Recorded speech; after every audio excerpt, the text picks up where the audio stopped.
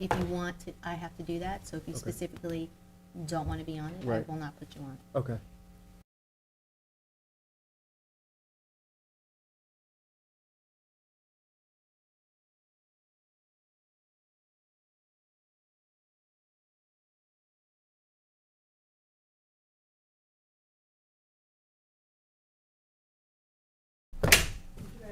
All good.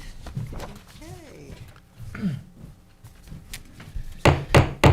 I'd like to call the meeting to order. Please rise and join me in the Pledge of Allegiance. I pledge allegiance to the flag of the United States of America and to the republic for which it stands, one nation, under God, indivisible, with liberty and justice for all.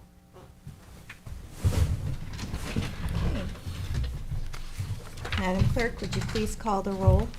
Supervisor Moore. Present. Councilman McNamara. Councilman Iacilli. Here. Councilman Powell. Here. Councilman Schiavone. Okay.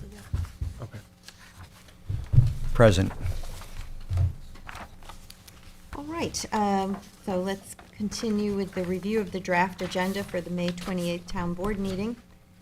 And before we jump into the agenda, Councilwoman McNamara asked yesterday if I can read her resolutions on her behalf as she's absent for the work session. And she also requested that she be added to co-sponsor the following resolutions. If I may just read some of those off for the clerk. We have Resolution ID number 46381, Resolution 46541, 46543, 46517, 46519, 46542, 46520, 46547, 46536, 46540, 46544, 46279, 46453, and 46533. Thank you. Thank you, Councilmember Iacilli. Okay, so the agenda on Tuesday will start with seven public hearings. The first three involve, all right, I'll just do them. The first, public hearing number 1 involves an enforcement action at 398 County Road 39, Tuckahoe, New York, Suffolk County, tax map number 900.158.3.6. The second public hearing, Chapter 261, to consider an enforcement action at 419 County Road 39, Tuckahoe, New York, Suffolk County, tax map number 900.158.1.34. And the third is a public hearing, Chapter 261, to consider an enforcement action at 445 County Road 39, Tuckahoe, New York, Suffolk County, tax map number 900.158.1.33. The fourth public hearing is for an applicant seeking an exemption from Town Code Chapter 314 entitled Moratorium on Battery Energy Storage Systems pursuant to subsection 314-6 entitled Applications That May Be Exempted. And we received a letter requesting an adjournment from the applicant to June 25th. But I suppose we would have to, can we just withdraw this notice of public hearing? No, it's already been advertised. All right, so we'll go forward with it. If anybody wants to speak, they can, but then we'll just hold it open to the next meeting on And I June just- 25th. What's that? Public hearing number 4, can just be withdrawn? It must have been I would advertised if prefer it's to on adjourn for it Tuesday. because Sorry? I would prefer to adjourn it because we've done what we needed to do in terms should of explain notifications, et cetera. what it's Well, going we to And don't- we it's already voted been advertised to because set it the wouldn't have hearing. this agenda Correct. if it So wasn't. we That's can't correct, sorry. That's okay, don't be sorry. Yeah. withdraw it. And then, It have to be and particularly in this one, we might want to just remind the listeners that the applicant would be making a presentation, and since they've requested the adjournment, they're not going to be ready to make a presentation. So while you may want to open it up if people are here, they're really not going to be able to respond to anything that the applicant is saying because they're not going to be presenting first. Okay. And this is with respect to the battery Battery, energy yes, storage the moratorium application. exemption, correct. Okay. which the board We had to have. could open it and close it if we wanted to. I mean, it's up to the You- applicant to make their presentation when the public hearing is set. Correct, that's why I'm Yeah. saying that you're trying to have people come and speak when after the presentation, so they can respond to that, as opposed to just coming and speaking just to speak, because the applicant won't be making a presentation. And could, Well, that's on them. That's my point, is like, we could open it and close it and consider the application, on its merits. Not if you're giving an adjournment, you can't. Who's going to communicate to the applicant that do we If need this- a if- motion to approve Thank the you. adjournment? If you want to if you're going to approve the adjournment, then we would notify the applicant of that, and then they would come and make their presentation on the 24th. If you decide you do not want to do an adjournment, that's within your purview. I would then notify the applicant of that, as well as Tommy John is suggesting, and then they could come in or not and make their presentation. That's entirely up to the board. Right, okay. I believe that there will be members of the public who will want to speak on this issue, and, the applicant had requested this, and they should come before the board and give their presentation. I mean, that's what I think. And we can make our decision then. Or we can adjourn it. It's up to the board. But those are my thoughts. This I is mean- their opportunity to speak with us and the Yeah. public. Especially it's a night meeting, so you're If gonna it- have what- people, what- people gonna come out of their way to come and Mhm. listen, so they should be here, even if they're not ready to, present, Present. but be here to ready to say what it's about. yeah, why is it, if you don't mind me asking, why is it being adjourned? Well, in all fairness, we picked the date without, it was sitting in the request bin for quite some time, and so we picked the next available date that we had, once we set it. So it's not unusual that they perhaps needed more time to do that, but, again, Right. we could have them come and explain generally what they're gonna do, and then adjourn it, but, I mean, you really need them to make the presentation to even substantively address what you need to address in your decision, so. Yeah. And could you just clarify, council, that this is a non-discretionary resolution? Absolutely, yes. So part of the due process with any moratorium is the ability to request to be exempted from same and make your case to the board. In this case, it's the town board, so that's why they are coming to us and asking for that. And the board did not have discretion. It would be a violation of due process not to allow them a hearing. Okay. Has no bearing on how you feel about this or not in your decision. It's just a hearing. Well, Thank since the you. public hearing was noticed, we'll go ahead and open the public hearing on Tuesday, but I recommend that we hold it open for the applicant, since it was short notice that we provided them with to come in and present. So, maybe, can that be? And I'll would you convey to them that they convey need that to come them? in and make that application verbally, that you're, you're. Requested to hold it Yeah. open? Yeah, Yeah. okay, that sounds good. Thank you. You're welcome. The fifth public hearing is to consider authorizing the temporary alienation and discontinuance of Dozier Park Community Preservation Fund parkland in furtherance of an exchange swap of 137 Pond Lane, Southampton, to be used as additional parklands within the town of Southampton.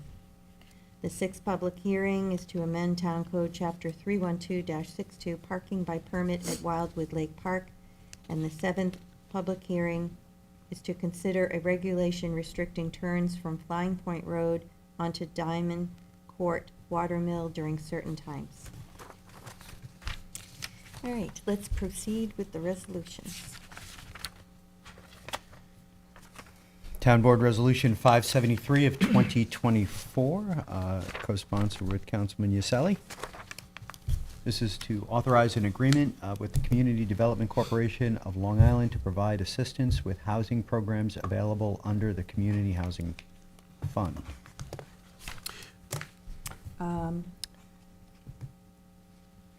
I believe we're Yeah, gonna so table this we- again. Yeah, we may be tabling this. Does this resolution also account for this? Oh, it does, because it says it right here, the down payment assistance program as well, right? So that's very good. Okay, thank you. Happy to co-sponsor that with you. I think you are. Yep. Town Board Resolution 625 of 2024, co-sponsored with Councilman Pell. Resolution establishing rules of conduct for Town Advisory Committee members.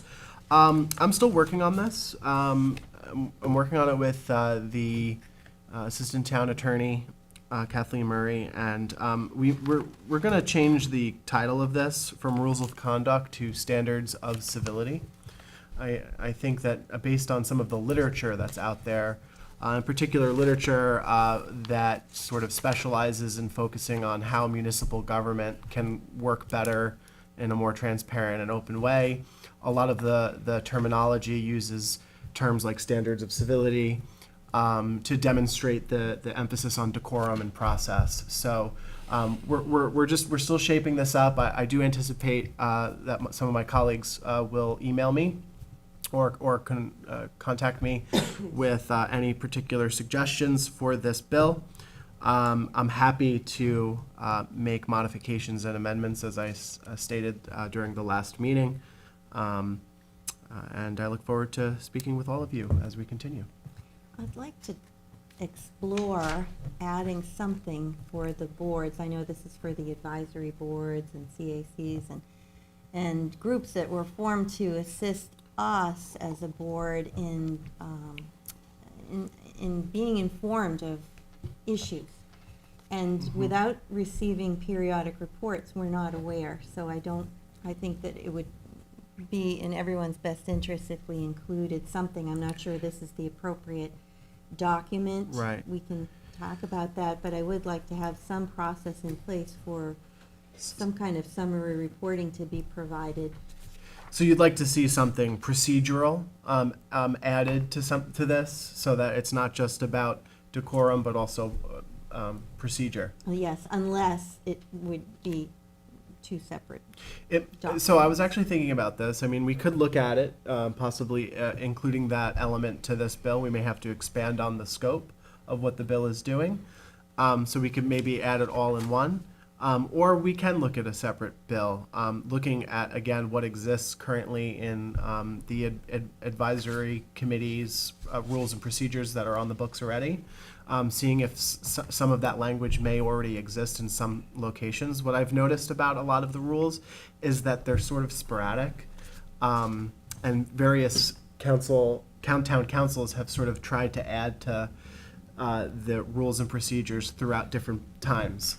And that has sort of kind of made things a little difficult to sort of track down, but Is I'm there definitely. anything currently in place? So, There is- Sunday? And if I may, over the years, there have been attempts to try and get these different organizations that are advisory to you to provide us with agendas and Right. potentially minutes of a sort or summaries of what the discussions were. And some were very cooperative and would send them in. I believe Ryan Horn was collecting them. And so at the end, however often they meet, they would send them to him, and he had a electronic file for each one of Yeah. these, but not all of them provided that information. So Right. that may be something you may want to memorialize in some way that you would Right. like to have. I like that. Yeah, Yeah. because I think there actually there are some rules that exist on minutes and agendas for advisory committees. But perhaps we do need to include more of an emphasis on when that should be sent to board members, liaisons, et cetera, and when minutes should be sent. There is New York State open meetings rules. You're required to take minutes and such. Right, But and- they're just, some are more formal than others in Okay. terms of how they do that. Okay. Thank you.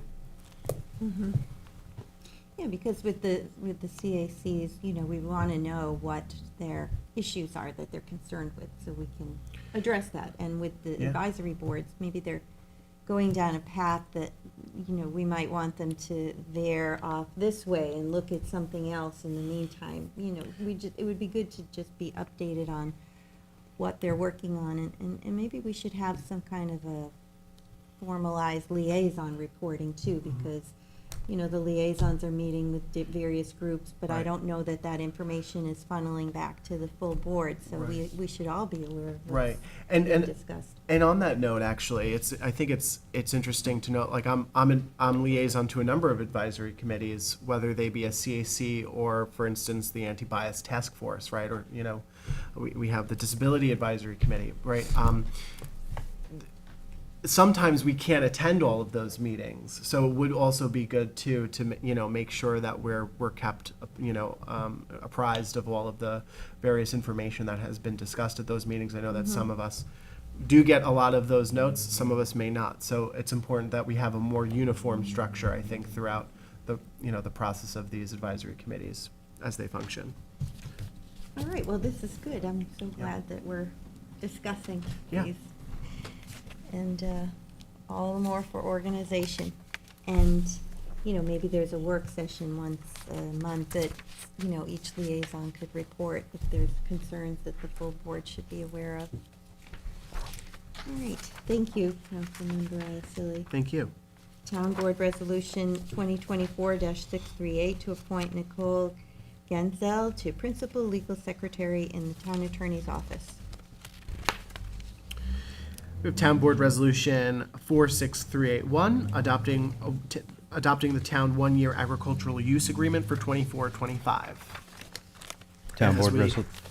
Oh, and as we Yeah. discussed too with this is an annual thing that the tax assessor's office, I believe, puts through. And then did you want to read that since you're co-sponsor? Yeah, go ahead. I just assumed. Sorry, but- yeah, no, please. Town Board Resolution 46531 to authorize H2M Architects and Engineers to file a grant application with New York State Environmental Facilities Corporation on behalf of the Hampton Bays Water District pursuant to the Water Infrastructure Improvement Act. Should be a good one. Town Board Resolution 46522 authorizes supervisor to execute a service agreement with Source Pass Contemporary LLC. Why are some of these listed as, ID number and others not? Because they probably were carried over. I think Yeah, they were some on of them another were agenda. tabled. Yeah. Your Oh. first one's on the bottom of the resolution, on the right-hand side, on the bottom, it will tell you that it was tabled. And that's why it's already been assigned a resolution number when the previous agenda was finalized. Oh, thank you for that So explanation. this is draft right now. Once this is finalized, then they will be Then they'll- assigned resolution numbers Okay, for thank the you. meeting.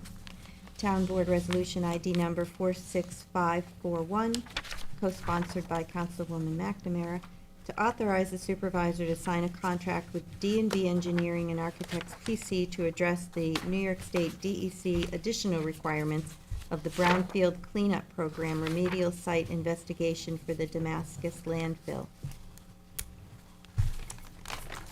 Town Board Resolution 46518, authorize supervisor to sign contract with L.K. McLean, Associate Engineer and Survey, DPC, for professional engineer design, permit and service for Bay Courts Avenue, West Hampton bulkhead replacement. Town Board Resolution 46543, authorize supervisor to sign contract with L.K. McLean, Associate Engineer and Surveyor, DPC, to provide design and construction support service related on improvement of intersection of Spearneck Riverhead Road and Old Country Road. I'd like to be added as a co-sponsor to this, Madam Clerk. Okay. Town Board Resolution ID 46517, authorize supervisor to sign contract with L.K. McLean, Associate Engineer and Surveyor, DPC, to provide engineer design service for consistent improvement on Shinnecock Road, Forster Avenue, and Lighthouse in Hampton Bays. Town Board Resolution 46519, authorize service to sign a contract with L.K. McLean, Associate Engineer and Survey, DPC, to provide professional engineer service for traffic study in intersection of Header Pond and Lower Seven Pond and Watermill, South Country Road at Mill Road in Remsenburg. Madam Clerk, I'd also like to be added as a co-sponsor. Town Board Resolution, Now, this one, we received a letter on this, right? Which one? Because we had a presentation on this, or? yes. So that wasn't in, okay. I received it that day. So we're gonna do the engineering report Okay, I understand what's happening. Got it? Okay. I think so, yeah. Town Board Resolution 46542, authorize supervisor to sign contract with L.K. McLean, Associate Engineer and Survey DPC, provide survey, design, construction support, and service and relating to improvement the intersection of Hutter Pond Road and Lower Seven Pond Road in Waterville. So those are all studies that we'll hear Yeah. back from. Yes. Right. Town Board Resolution ID number 46547. I have one more. Oh, you Yeah, there's, did? yeah, I'm sorry. 5-2. That's okay. Proceed. Town Board Resolution ID 46520, authorize supervisor to sign contract with L.K. McLean, Associate Engineer and Survey DPC, provide survey, design, construction, support, service, and related improvement to intersection of Old Country Road and Montauk Highway in East Quogue. Thank you. Town Board Resolution ID number 46547, to authorize the supervisor to execute a contract with New York State Department of Agriculture and Markets for the Southampton Animal Shelter Kennel Upgrade Project, co-sponsored with Councilwoman McNamara. I'd also like to be added as a co-sponsor as well. Myself too, please. Town Board Resolution ID number 46514, co-sponsored with Councilwoman McNamara, to authorize the supervisor to execute a license agreement for the Hampton Classic Horse Show from August 10th, 2024 through September 8th, 2024, from 7 a.m. to 7 p.m. at 240 Snake Hollow Road, Bridgehampton. And I'd like to be added as a co-sponsor, Cindy. Town Board Resolution ID number 46516, co-sponsored with Councilman Schiavone, to authorize the supervisor to execute a no-cost extension of the term of contract for the preparation of a supplemental generic environmental impact statement for the proposed Riverside Sewer Treatment Plant, Hamlet of Riverside. I would like to be co-sponsor on that one too, please.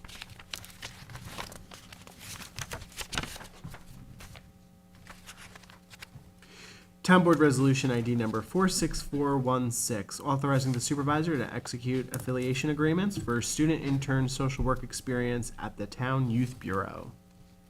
Town Board Resolution ID number 46513, co-sponsored with Councilman Schiavone, to authorize the supervisor to sign a consultant agreement with Susan Western to assist the Southampton Town Police Department with the development of Southampton Town Police Department directives and implementation into the Lexipol software system. Town Board Resolution ID number 46527, co-sponsored with Councilman Pell, to authorize the supervisor to sign a contract with Johnson Controls Security Solutions LLC for alarm systems and access control system monitoring and maintenance at the town's Justice Court. Town Board Resolution ID number 46497, to authorize the supervisor to sign a hold harmless release indemnification and authorization agreement for native vegetation and restoration of town-owned property at 134 Hayground Cove Road, Watermill. I'd like to be added as a co-sponsor, please. Myself too, please. Town Board Resolution ID number 46526, to authorize the supervisor to sign all documents necessary to engage appraisal firms for the Fire Island Inlet to Montauk Point project. I'd like to be added as a co-sponsor, Cindy. Myself too, please. Town Board Resolution ID number 46515, to authorize the supervisor to sign any and all documents with DTN for Weather Sentry Online Public Safety.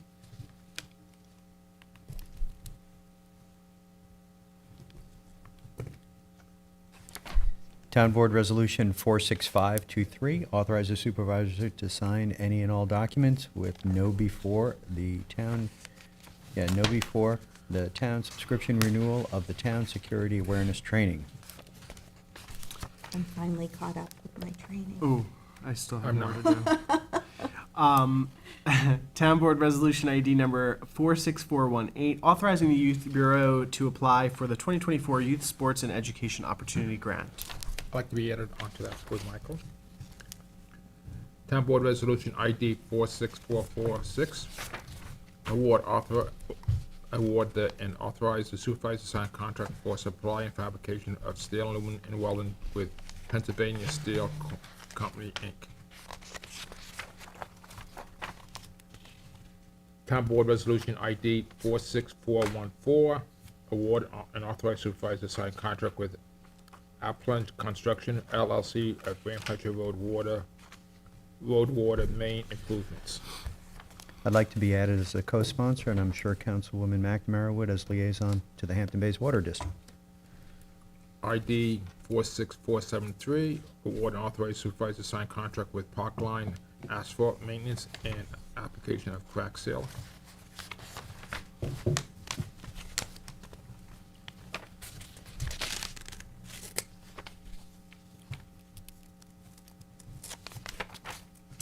Town Board Resolution ID number 46415 to award and authorize the supervisor to sign a contract with Quag Sinclair Fuel, Inc. for liquid propane gas. Town Board Resolution ID number 46401 to recall and amend Resolution number 2024-482, authorizing the purchase of traffic signal installation and modification with Hink Electrical Contractor from the Suffolk County contract. That's just to correct the GL code. Town Board Resolution ID 46511, co-sponsored with Councilman Isaiah. Recall and amend Resolution number 2024-603, authorize the supervisor to sign a sole source contract with Vast System, Inc. for sales and service of butcher, multiple NA product, formerly known as Johnson's. Town Board Resolution ID number 46509, co-sponsored by Council Members Pell and Scavone, to recall and amend Resolution number 2024-605, the award and authorize supervisor to sign contract with LEB Electric Ltd. for Town Hall electric vehicle charging stations. Madam Clerk, I'll be added as a co-sponsor to that as well. Myself too, please. Just to correct You the already are. Scrivener's error. Oh, yeah, I am. Thank you Town for Board that. Resolution ID number 46536, co-sponsored by Councilwoman McNamara, in the matter of the establishment of the Riverside Sewer District in the town of Southampton, County of Suffolk, New York. Just in time to hear us review the resolutions. I'd like to co-sponsor. This is We did skip one. establishing the sewer district. Yeah. I think we skipped that. Yeah, we did. We skipped Tommy John's. In my eagerness to get to the Riverside. Yeah, that's a good one, resolution. and, you know, I was, I'd like to co-sponsor the one she just did too. I'm sorry, say that again? So that was to be on the- 46536. 3-6. I added, Me? okay. Myself, I think As, the me as well, please. full board, I believe, is Yeah. co-sponsoring full this. board. All right. And to go back one, Town Board Resolution 46552, recall and amend Town Board Resolution 2024-572, Annual Cybersecurity Conference in Albany for Information Systems Personnel. Town Board Resolution ID number 46540, co-sponsored with Councilwoman McNamara, for a bond resolution of the $44,605,706 for the Riverside Sewer District. Co-sponsor. And, Myself too. Michael, you want to be added on to make the full board? What is it? It's just the bond It's the bond authorization? for the the bond sewer. It's fine. No, that's okay. So 3, and that's going to need a roll call vote at the time, correct, It will, Cindy? yes. Yep. Thank you. It's the big money. Mm-hmm. Thank goodness we have the grant money to reimburse us.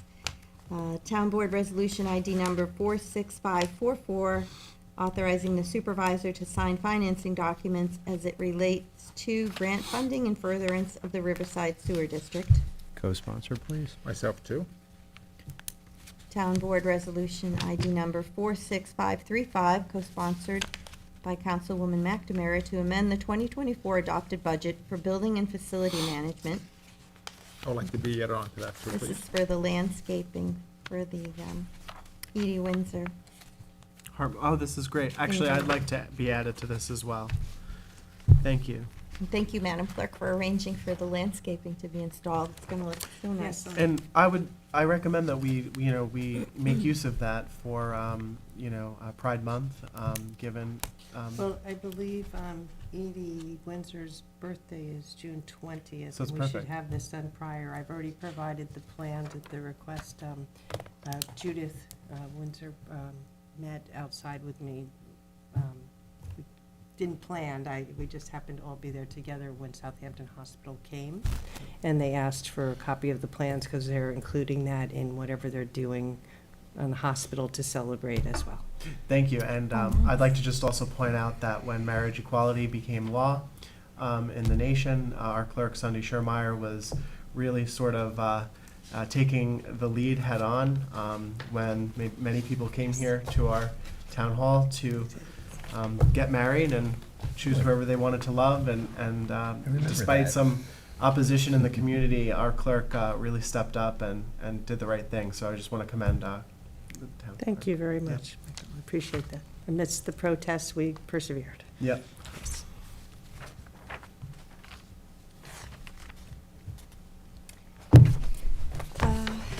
Okay, Town Board Resolution ID number 46524 to amend the 2024 adopted budget for Community Housing Fund. You know, Michael and I are liaisons. I'd like to be a co-sponsor, please. Yes. Co-sponsor, please. I'm just gonna check with Tara, but when she comes back, because I thought we were putting 1,250,000 for the home buyer down payment assistance program, and this says 1,550,000, unless somebody else has some clarification on that. Yeah, I thought it was, we That- agreed on 1.2, is that? Yeah, the same as the ADU. That was my understanding as well, and we could change that. We'll see if Right. it's talked about. Right. All right, Town Board Resolution ID number 46500 to amend the 2024 adopted budget for CPF land purchases. Like to be added on to that, Me please. too. Me too. Town Board Resolution ID number 46506 to amend the 2024-2028 capital budget for the Damascus landfill project. I thought we did that already. You talked about why you were going to increase the budgeting, now you're actually amending the capital budget itself, just to add that increase. Because it accomplishes the same thing, it should have been closer together. They should have come on together, but Oh, so the first resolution didn't have any action associated with it? it did. You were allowing the transfer of funds, and now you're creating the budget Oh, for I it, just see. a name. Okay, thank you. Town Board Resolution ID number 46503 to amend the 2024-2028 capital budget for park improvement projects, so reallocation. I'd like to co-sponsor that. Myself too. Town Board Resolution ID number 46502 to amend the 2024-2028 capital budget for the Riverside Bus Shelter Program project. I'd like to be added on to that. Co-sponsor? Me too. And Town Board Resolution ID number 46501 to accept the resignation of Michael Daly from the Zoning Board of Appeals. I'd like to thank Michael for his many years of dedicated service on that board. Yeah, I second that. He put in a lot of time, a lot of effort, cared a lot about housing, and we thank him for his service. Town Board Resolution ID number 46550 to authorize the settlement of the litigation matter Melissa Benjamin versus the Town of Southampton et al. On behalf of Councilwoman McNamara, Town Board Resolution 46259, resolution of adoption amending Chapter 19 entitled Department of Police, Public Safety Commission in order to consolidate functions of the License Review Board. I'll co-sponsor that. Madam Clerk. Also, on behalf of Councilwoman McNamara, we have Town Board Resolution 46254. That's a resolution of adoption amending Chapter 143 contractors in order to reorganize procedures and standards for home improvement contractor licenses. Madam Clerk, I'd like to co-sponsor that resolution. Myself too. Okay.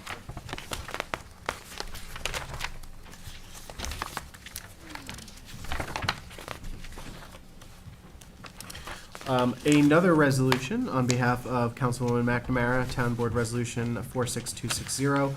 This is a resolution of adoption amending Chapter 299, regulation of taxi cabs and other vehicles. I'd like to actually be added as a co-sponsor to this. Me as well. Myself too.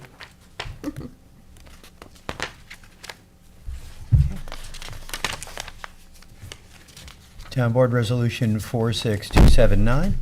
This is a resolution of adoption amending Town Code Chapter 312-62, parking by permit at Wildwood Lake. I would like to add on to that too, please. Okay. Another resolution on behalf of Councilwoman Cindy McNamara. ID number 46510, authorize a waiver of Parks and Recreation Facility use fee for the East Quogue Chamber of Commerce 2024 Summer Concert Series. Then we have, on behalf of Councilwoman McNamara, Town Board Resolution 46508, co-sponsored by yours truly. Authorization of cost reimbursement waiver for Blaze Church Hope Day 2024 to be held on June 8th, 2024. Town Board Resolution ID number 46425, co-sponsored by the entire board to authorize the donation of junk vehicles to the Hampton Bays and North Sea Volunteer Fire Departments. Town Board Resolution ID number 46551, to authorize the waiver of fees for the construction of an addition to the West Hampton Fire District facility located at 31 Seabreeze Avenue, West Hampton. I'd like to be added as a co-sponsor, please. Myself too, please. Town Board Resolution 464. 46453. I'm gonna fix the title of resolution. You're going to fix the typo, you're saying? Yes. Okay, thank you. Gotta fix the typo. Memorize resolution, resolution related to the pump out boat, program. I'd like to be added as a co-sponsor to this. Thank you for doing that. Okay. Town Board Resolution ID number 46533, co-sponsored by Councilwoman McNamara, memorializing a resolution in support of Assembly Bill A 3872-A and Senate Bill S 2094-A as it relates to authorizing the town of Southampton to enact a homestead exemption for the real property taxation purposes. I'd like to be added on to that too, please. I'd like to be added as well. This gives taxpayers an added relief, so would love to support it. I'd like to be added on as well. This came from work from a committee that was convened in 2019, and I was one of the original co-sponsors on this. Would be a $50,000 tax deduction if it goes through the legislature in Albany and signed by the governor and passed by the town board. So this would be a good thing.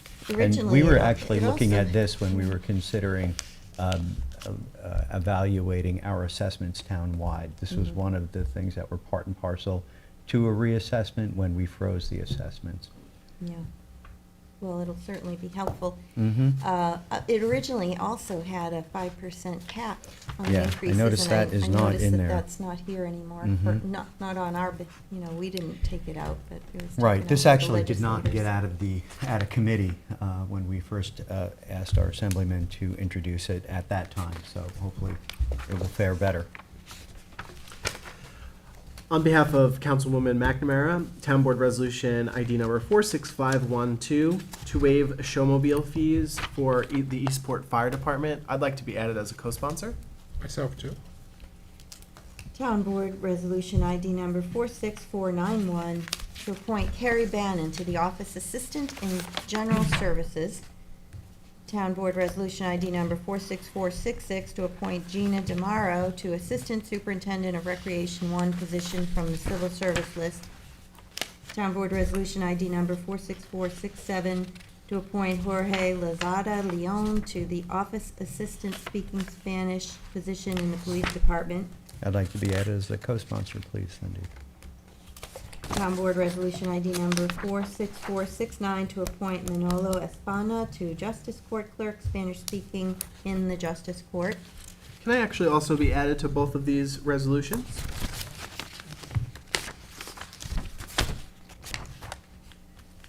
Can you add me too, please? To both? Yes.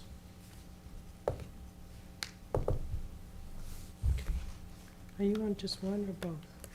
Both. Tommy John? No, just the first one. I'm the liaison to the police department, and that is an appointment to the police department. But I do support them both. Town Board Resolution ID number 46525, to authorize a stipend for the town FOIL officer.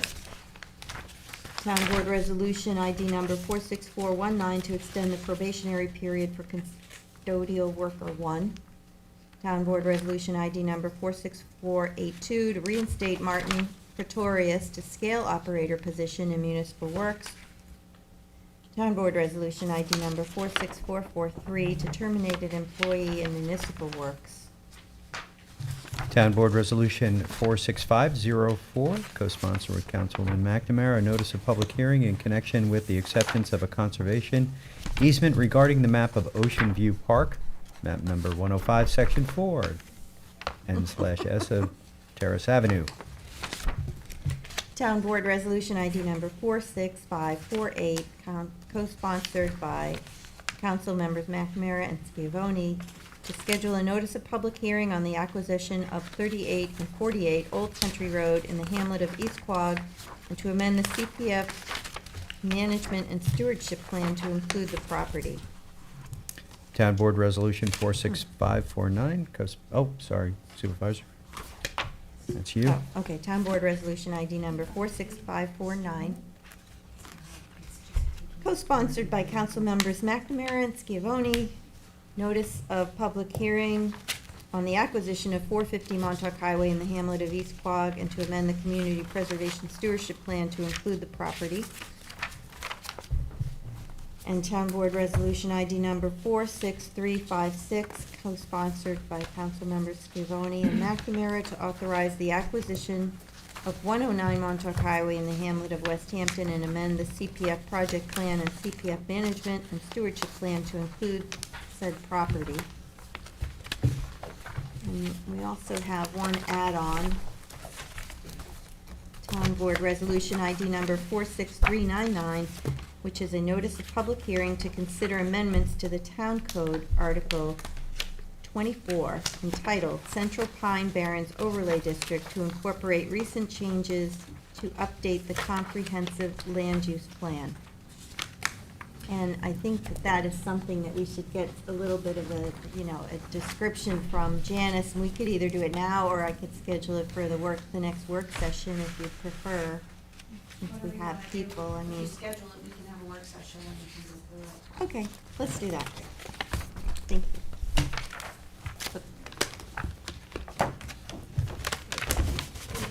You don't have to do it. Okay. All right, so great, that concludes the draft review. And now we're gonna have a presentation on the update of the Hampton Bays Sewer Treatment Plant. We've got Janice Shear, our Town Planning and Development Administrator, Steve Hayduck from Hayduck Engineering, Nick Bono from H2M. And why doesn't everybody come up and take a seat? Steve's just gotta hook up his computer to. the Okay. camera. Okay, good. I have time for a second to just, I'll be right back. Excuse me for one moment. In the meantime, I'll just handle some. Nice. Nope, don't be sorry.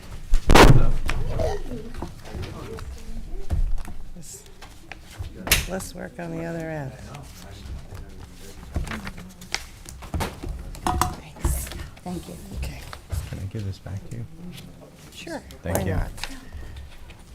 Get rid of that. Good, how are you doing? No, no, it's okay. I got a Yeah. file. Is that working? Good too. Jason Keats. It's all good. Don't worry, I'd already Okay, tucked it in there. thank you.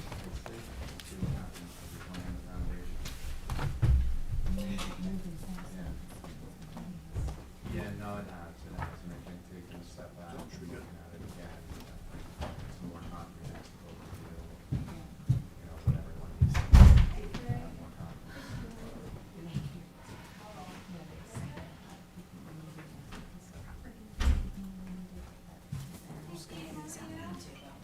Good morning, how are you? This is a different conversation. Okay. I just realized I didn't scan his copy either. Thank you. Oh, yeah. I haven't had a chance to talk to you. But yeah, treatment plan is pretty much done.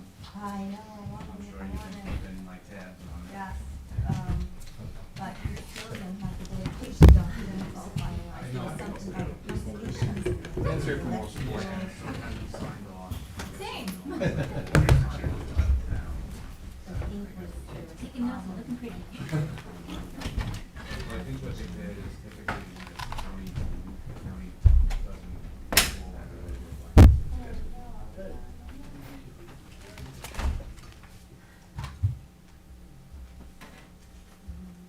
How'd it go last night? Good? All right. Oh, yeah, actually. That's good. I'm like, what was last night? I really can't remember what's going on. I guess everybody did pause. Everything all blurs together? What? Everything all blurs together. Hi, Teresa. Hi. Do we need extra Teresa. chairs? Nope. No, they're just in the audience to take notes.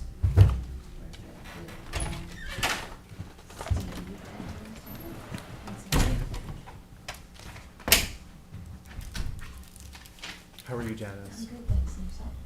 I'm well, thank you. Good. Hi, Teresa, how are you? Good, how are you? Good, good.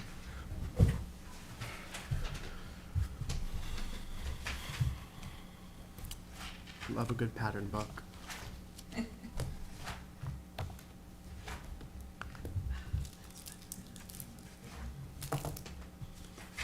guys managed to get here okay in the pouring rain? Yeah. We got a little wet on the way in. I get out of my car and it just opens up. I'm like, come on, really? Same. My pants are still wet. Trying to debate if it was worth the exposure and the time to try to pull the umbrellas out of the trunk of both of our cars, and we decided let's just run. You just make We're it gonna get run wet for it. either way. We're all live, by the way.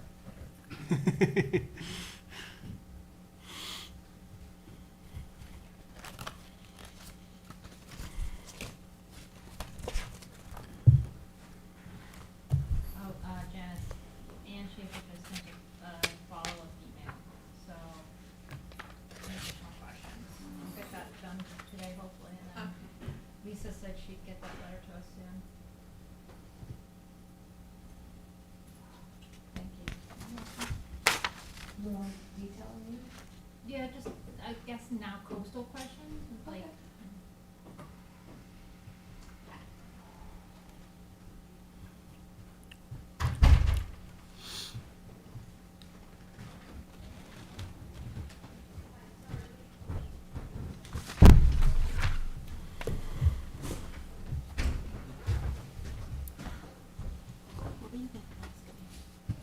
If I can, Here. Thank you. I was just saying, you need one? You need one? Wait, say that again.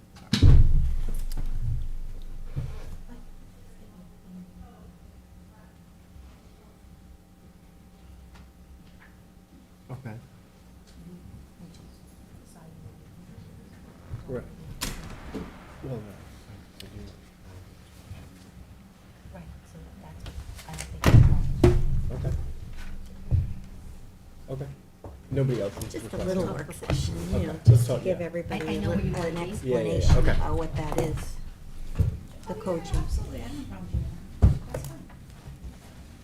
But if we don't schedule a hearing, which is a month out. we'll- Yeah, we'll get, so Yeah, that'll so get in done. between now and the hearing, we'll update it. Okay. But there's nothing we could do, we have to make the changes. We have to do it. Do you have a preference Great on which color. work Oh. session? Are you gonna be away for anything?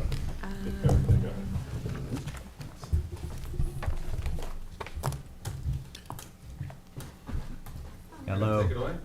Just one minute. Uh, Steve. Probably The I'm sorry, Wait for the the boss. chair of the meeting. probably the 13th. Thank You guys can, oh, you have to be on the on there? You can sit here with me. And we have a clicker. Sure. Have a seat. Get comfortable. Yeah, not too sad. Good. Wow. All ready to go? Yes, Right. thank Good you for morning. coming Good in. morning. Really eager to hear from you. So just to introduce again, you all know Steve Haydock and Mike Bono, and we're here Nice to see you talking again. Yes, about the Hampton Bays sewer planning. Thanks for joining us. Good morning, Supervisor Morning Board. Thank you for taking the time to meet with us. Give us an opportunity to discuss the findings of our study that we performed for the town of Southampton. first slide we really have here is the agenda. We're basically gonna, Is it working? it's Oh, up no, over it's over here there. I'm on on that the side, wrong but not spot. on that side. Okay, great. We're gonna briefly go over, basically everything we did as part of the study and, discuss our findings.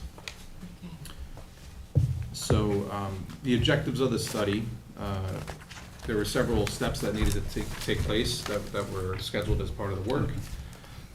The first being to identify a potential boundary for a sewer district to serve the Hampton Bays commercial corridor. So, the boundary that was selected is primarily commercial, and it's bounded on the west. Actually, I'll get into that in a couple slides, you'll see it a little bit better.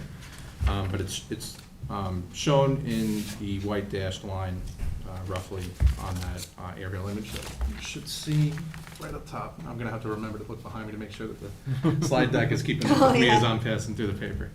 So, first thing is to identify boundary. The second thing is to identify potential locations for a wastewater treatment plant. Estimate the required flow capacity of that treatment facility based on the service boundary and different potential redevelopment scenarios.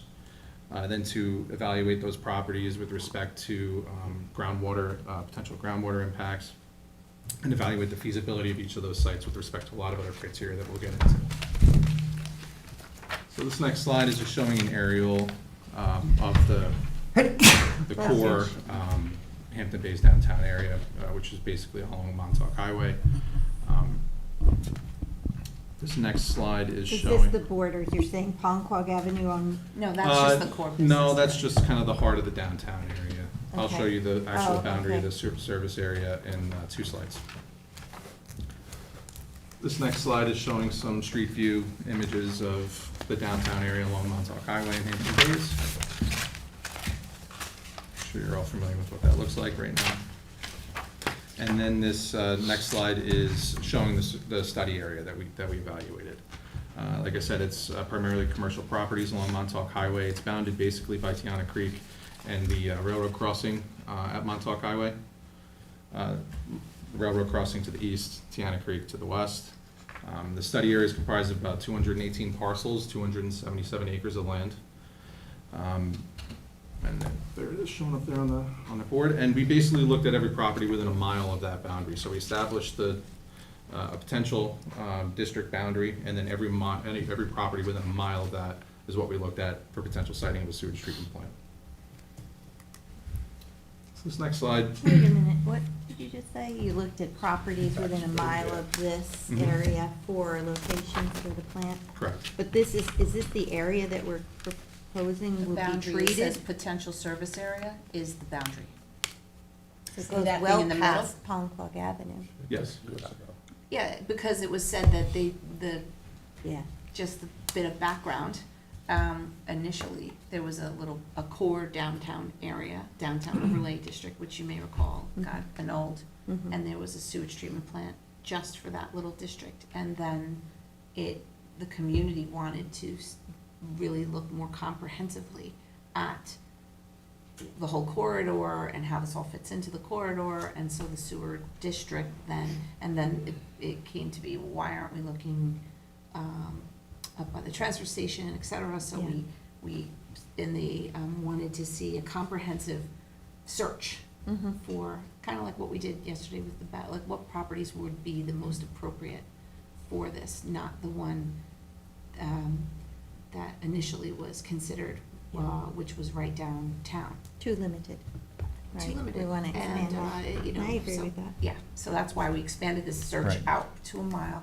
When you And say that one private- was cost effective as well. I mean, we simply looked at a gravity feed, where would we put that? Yeah, And instead Yeah. went and down that was kind of, It you know, required some variance from the Board of Mhm. Health. We didn't get that far. we were not necessarily committed to it, we wanted to see what it was.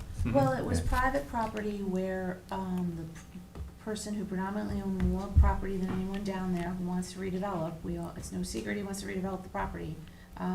He wanted to put it there to service his own property. And we said, hey, can this service everyone downtown? Let us take a look at that. And we actually got a grant to do that. but we never got to the end of that Okay. because it caused a lot of consternation and Right. just, so And now then- we're so like now we're really here. looking at it Yeah. comprehensively, including Yeah. the whole corridor. When you say it's primarily commercial properties, that means, that indicates that there are some residential properties included? Yeah, correct, based on the zoning. There's some multifamily involved in this area. Oh, would it be limited then to the multifamily? No single-family residence would be included, right? There may be there some may be. pre-existing uses within that, but it's zoned commercially, this whole area. There's a Oh, couple. okay. This is a commercial area because it's zoned that way. Is the system gonna be big enough if we wanna do a Plan B with it on more neighborhoods? Well, So- we'll get into that, but I Yeah, think we'll get to the let's keep details. going, I yeah. think that's, Yeah. good question. Yep, that's a good question. So, yeah, this is the potential service area that we identified, and then that dashed line going around it is 1 mile away. And we looked at every property within that 1 mile circle, basically. So some of the primary benefits that would be realized by this project is, for starters, protecting water quality and actually improving water quality.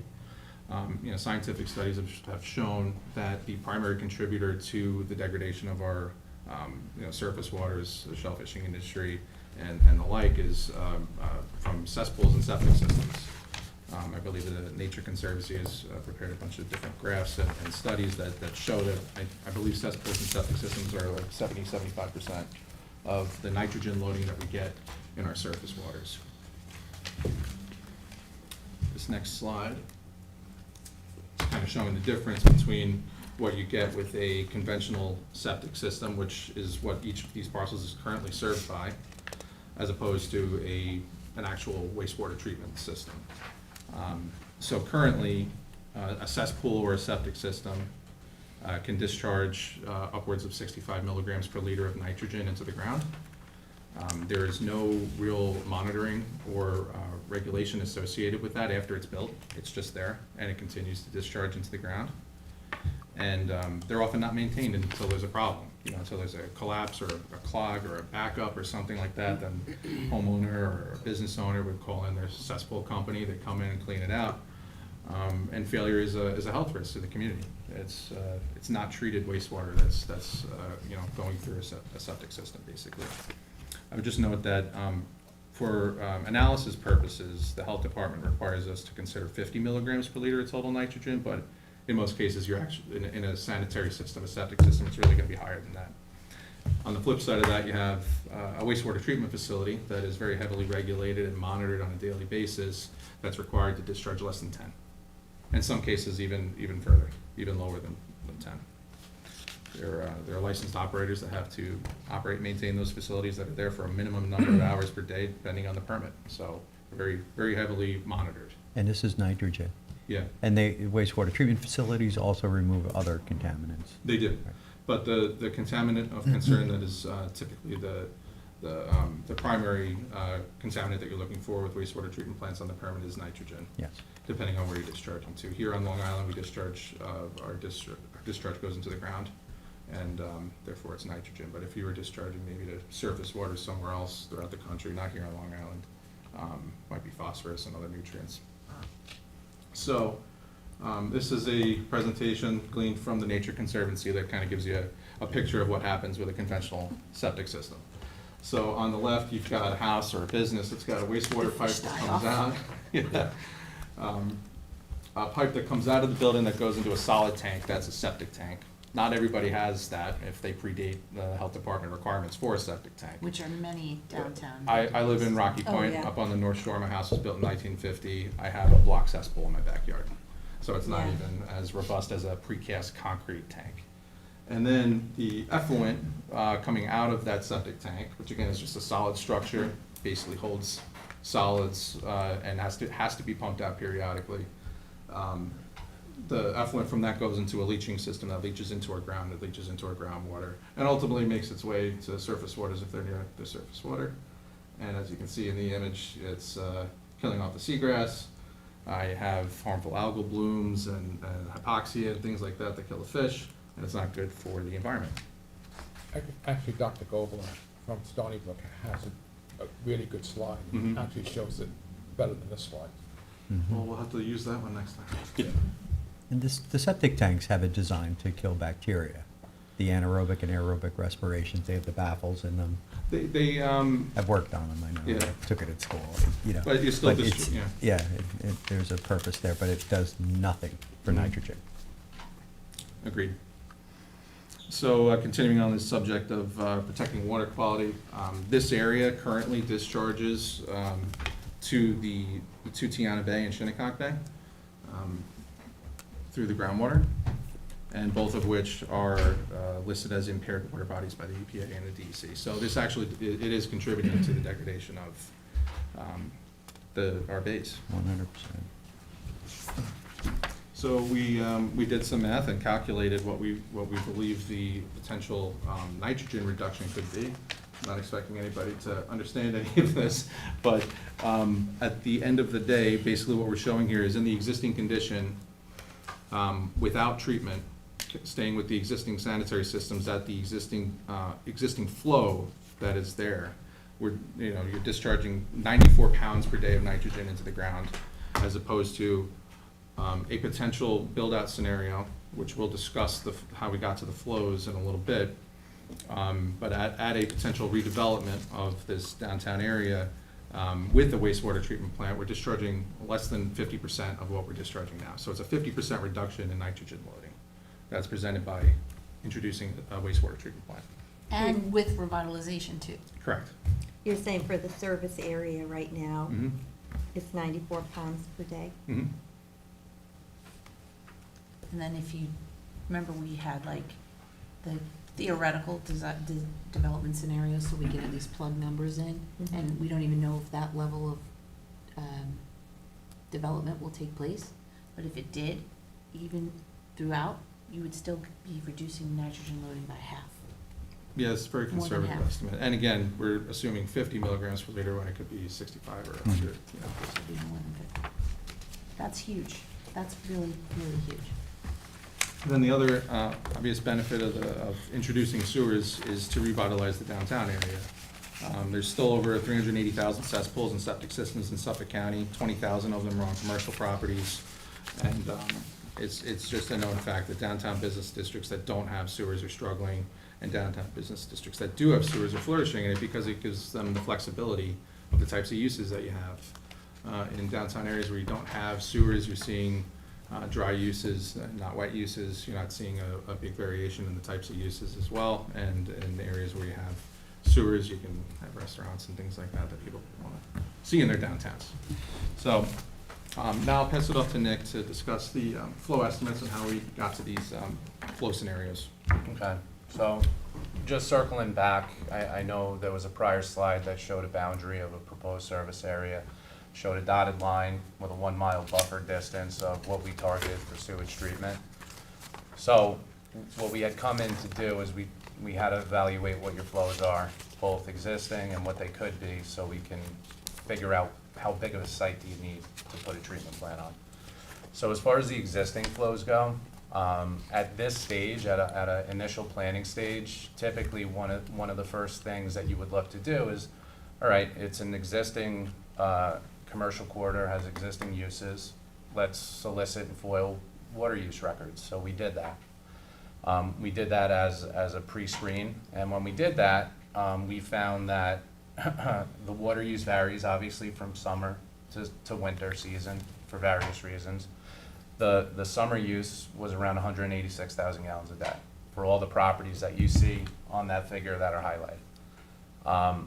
That's the summer use. The winter use was obviously less, and there's different reasons for it, depending on the use of the properties within the area. So in this area, it's very, primarily commercial uses. There is some green space. Your winter use could be less because maybe there's no irrigation going on, so you don't have that consumption happening. Winter use also could be less because you have seasonal occupied businesses, or you have less activity in the district. So for conservative purposes, we said, let's just use the summer use for this initial planning concept. Let's be conservative about it. This is kind of our baseline. When we dug into the data a little further, what we found was 97 of the parcels had 0 use on them, meaning that no water was consumed for the period of time that we had the data. So what we had done then is we looked at those properties, we projected what their use could be based on Suffolk County Health Department design criteria, which is a conservative estimate. And we figured that those 97 properties had the potential, based on existing as of right, to generate 36,000 gallons a day, Total? just out of those 97. So when we added that to the summer use for properties actually consuming water, we landed at a projected total existing flow of 225,000 gallons a day. So that number is critical because it ties directly into what Steve had just explained in terms of, all right, if this is what your existing flow is, at X concentration through septics, this is how many pounds of nitrogen you're currently putting in the ground. So we really want to establish a baseline on what your environmental impact is based on continuing to operate the way that you operate today. What we also looked at is the flow density. So you have a 277 acre area, and that's what all these parcels tally up to. When you distribute that flow by that acreage, you get a density of just over 800 gallons per day per acre. What does that mean, you might be asking yourselves? So for those not familiar, those that are, the county for unsewered areas looks at a flow density. County sanitary code. That flow density is intended to maintain nitrogen concentrations in the groundwater of 10 or less, okay? So this area is unique. It's bisected by 2 groundwater management zones. One being 1 acre density, which is the equivalent of 300 single-family use per acre, 300 gallons a day per acre, right? The other area is half-acre density, so you can have 2 single-family residents per acre, so that's the equivalent of 600 gallons a day per acre. When you compare that to your existing exceeds both those density limitations. So right now, what you have is technically non-conforming. You're exceeding the nitrogen loading that otherwise would be allowed. And again, it's evident, that's why we have water quality issues throughout Suffolk County, because we have a lot of areas that are in excess of what the county looks at as the optimal density in order to maintain, on-site disposal systems. So moving forward, what we had to do was we had to come up with build-out scenarios, right? This is really heavily focused on water quality, but there is a desire for development, and those sewers and development are not mutually exclusive. They're tied to one another. So there were several scenarios. The first scenario, working with Janice, working with Steve, there were 4, so you can see on the slide, there are 4 pockets of properties within this boundary area that were targeted for redevelopment. So those targeted redevelopment areas, we were provided with criteria, some of which was actual flow projections, some of which was build-out scenarios.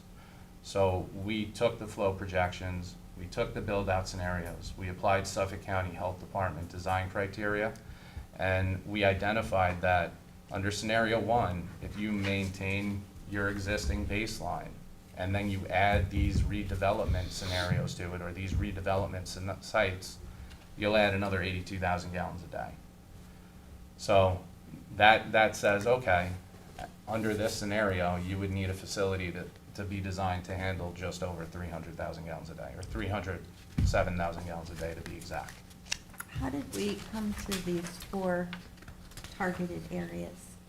Well, one is the downtown district, the core business area that we've been talking about. One is King Cullen Shopping Center, that they could add potential wet uses. They have all those different retail spaces. People want to be able to come and go in there. Maybe, we're always saying if anyone's going to put any other density, it belongs where it's not green but already developed, so it would be there.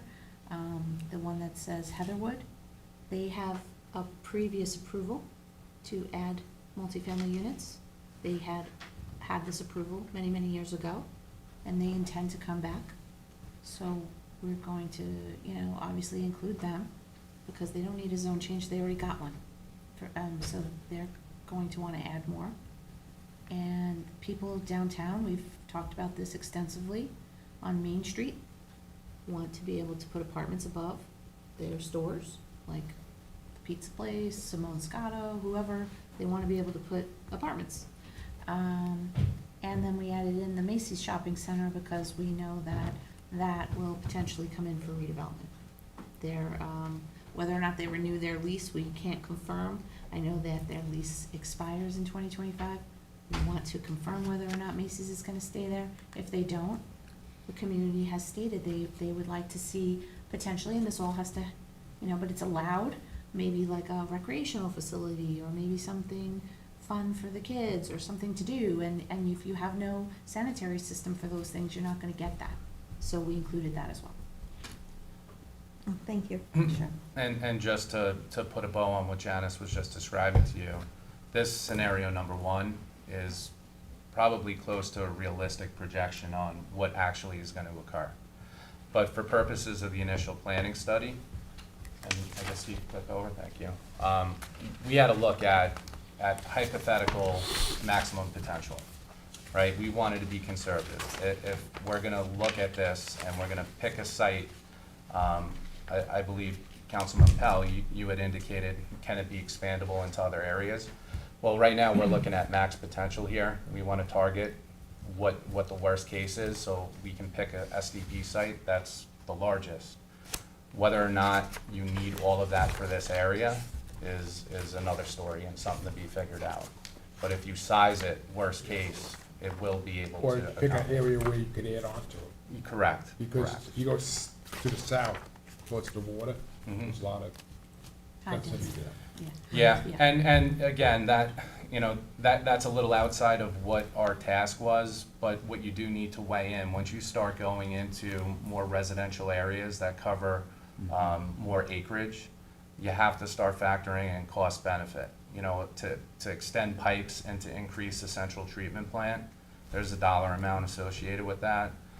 And that's why, the county has the initiative where they want to have that Water Quality Act, the sewer district, they want to generate revenue. A 50-50 split between IA systems and conventional treatment, that's the reason for it, because there is a balance and it's something that would have to be evaluated. So And that although, would be evaluated by future boards. Yes. And depending on what gets built here, the town of Southampton in the future could have significant capacity on this system for the future. and Right. again, you have to be mindful of it in the upfront planning process, Mhm. so that, you have the foresight for the future, right? Right. A lot of Suffolk County, when it was developed, whenever it was developed, that foresight maybe wasn't taken into consideration, which is Wasn't why big we have enough. the problem. Well, Right. which is why we have the problem that we have today. And this is why you're sizing it Well, this way. Well, we're Not- looking- We're not requesting this or requiring full build-out, but Correct, and Yeah. we're looking at worst But the case. engineering needs to be there. To say worst case, this is really what you need to look at doing. Whether or not this worst case for this area is ever realized, which I think is unlikely, you still inherently have an idea of, okay, there could be additional capacity here for us to leverage elsewhere.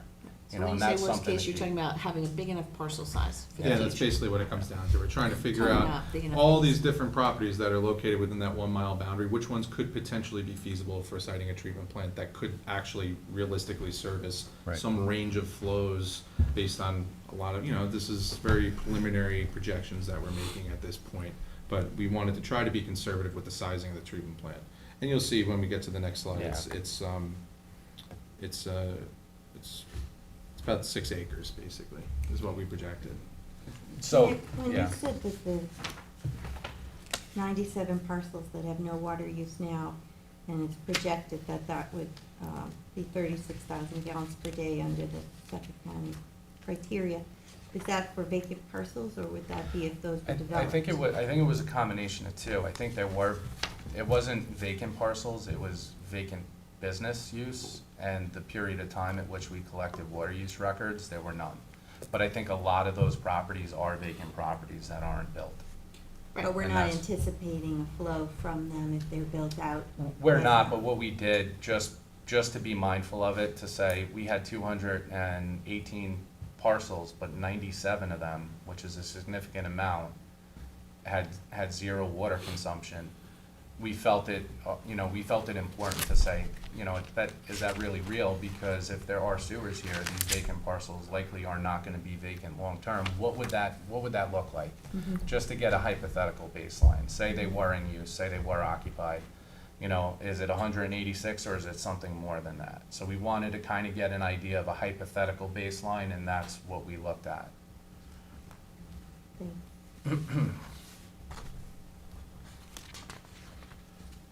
So circling back to the bigger picture and worst-case scenario or ultimate build-out, when we looked at this area, we looked at future growth. So scenario 1 was targeted redevelopment. Scenario 2 is looking at all the parcels that are within the boundary, looking at the current zoning, and just saying not change of use, but maximizing FAR and maximizing existing use based on as-of-right zoning. And we applied health department design criteria to that, and it approximated or projected a flow of about 550,000 gallons a day. So that 550 is 100% increase, right, over the existing essentially. And when I say existing, it's that 186,000 plus our projection for the vacant, underutilized, zero water consumption lots. So technically, this is more than 100% increase. If you're gonna look at just your existing water consumption up to 550, it's more than doubled. But when you look at the percent increase over our scenario 1, right? So if you do your targeted redevelopment and everything else doesn't change, you're just over 300,000 gallons a day. You're looking at another 80% increase above that if everything outside of those targeted redevelopment sites realizes their as-of-right potential. Right, but you're not saying, I just wanna make that clear, that you're not saying 80% or 100% more double density. We're talking about flow. We're talking about, I just wanna be sure everyone understands that, And because thank you for clarifying. Yeah. Yes, this is strictly flow. This isn't talking this about isn't that. talking about that now we're gonna double everything that was there, or something like that. But when you apply this number to your acreage, right, your flow density goes up to just under 2,000 gallons a day per acre. If I may, though, to Janice's clarification, just so I think, myself and I'm sure the public will want to have clarification on this as well. Scenario 2, is scenario 2 more about identifying locations, multiple locations Yeah, that are it's more about, it's more about treatment plant siting, because we want to look at a worst case potential flow. So when we're going to site, if we were going to just say, you know what, we're comfortable, 300,000 gallons a day is the target, let's look for a site that can accommodate that. Right. You might find a site, but then is that site going to accommodate anything that could happen in the future that may change, that you may want to leverage or increase? You want to look for a site that you can live with. You don't want to look for a site for today, you want to look for a site Right. for not only today, but today and tomorrow. So scenario 2 does not necessitate multiple sites, correct? Correct. Okay. Correct. When we're talking about central treatment, we're talking about One putting everything location. in one location. Yeah, the Got it. scenarios are all about the flow. So one is just this targeted redevelopment, and another is sort of a more Expansive. broad view that you're not going through this to then have to do it again. Right. It's a lot of time and expense to do this, so it's like, this is your shot to find a parcel and set this up so that the future will thank you. Right. Instead of say, Why didn't you think about this? why didn't you consider these things? What is the downside to scenario 1? Is it just that is it too micro? Is that what? I Is don't think, I wouldn't say there's a downside to it. I think it's just providing well-rounded perspective on the entire planning process we went through. Okay. I think scenario 1 is a realistic projection based on, what Janice has, she's gained a lot of insight and information on what people want or what the desire is or what the reality of what could potentially happen here. I think that's what scenario 1 is. Scenario 2, maybe I shouldn't have made as many comments focused on, the build-out criteria that was used to come up with the flow. Scenario 2 is really more tied to the STP siting side of this. Okay. We want to have a flow. And it's the upper limit of the Yeah, range. it's an upper So you have limit a of the range. range, but it's Right. also, you don't want to be, blind to that and not consider it when you're trying to site a treatment plant location. Sure. You want to really Really you account wanna- for yeah. what's possible in certain areas. And just to put it into context, don't forget, you're just planning a two-phased Riverside treatment plan for 800,000. A Well, much smaller area. that brings me to my next So, question. Here's 500,000. So just to give you some context, this is not like, oh my God, 500,000. It's really not that big. My next question is, of course, pertains to the methodology. With respect to the Riverside STP, did that follow a similar scenario 2 model, or did that follow a scenario 1 It was a model? scenario 1 model, Okay. and it overestimates quite a bit. So, but that's why we cut it into 2 phases, so that we know.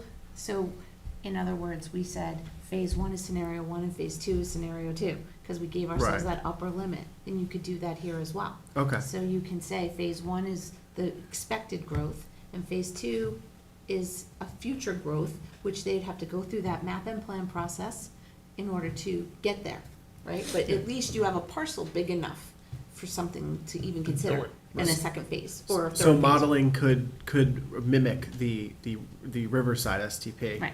That follows a scenario 1 methodology. Yeah, and we're just, this whole thing is to say, they're leading up to it in the next slide, how big of a parcel do you even need? Okay. Because that's the point of this whole exercise, is not just, like, hey, let's put it here, but like, making sure we actually have what we need. That's correct. We basically just needed to establish a design flow to vet the properties that are available within that 1 mile radius, basically. But it doesn't mean we're designing the plant to accommodate a scenario 2. No, right now, You'll see, right You've at got the, it. one of That's the last another- slides, you'll see how early we are on the process. We Yeah. are so preliminary at this point.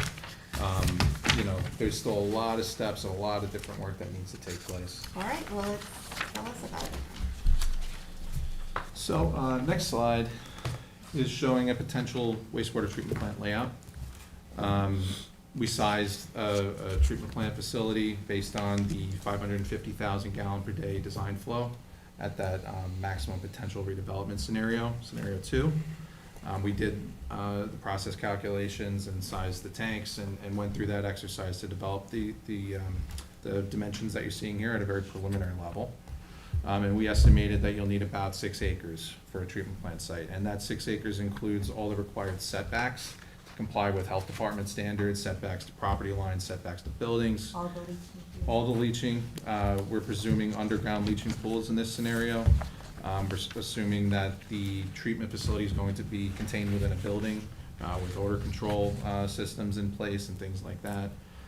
And we're also assuming a specific process that we felt was kind of conservative enough and realistic to the design flow of the type of facility and the nature of the project that kind of fit with the guidelines. So the next thing was really to go through these properties, and there's a lot of slides focused on this. We had to identify some criteria to evaluate these properties. And then we identified what we considered to be the ideal treatment plant property. The ideal treatment plant site would have adequate size. It would have to be a minimum of 6 acres. It would have to be an adequate distance from residences and population centers, because there's perception issues with that and trying to get these approved in the first instance, and potential nuisances that people would not want to deal with. We would want it to be outside of contributing areas for public water supply wells. We don't want it to negatively impact our public water supply. And move it avoid environmentally sensitive areas. It would be located outside of a flood zone.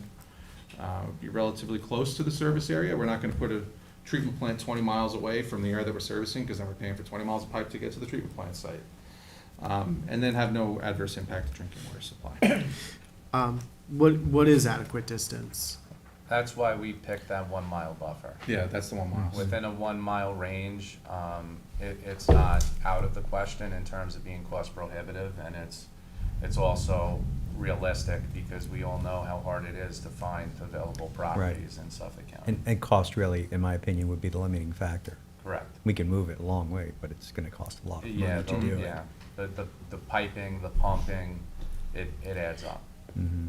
And the O&M cost of pumping too. If you're pumping that kind of a distance, you're paying for a lot of electricity costs. Sure.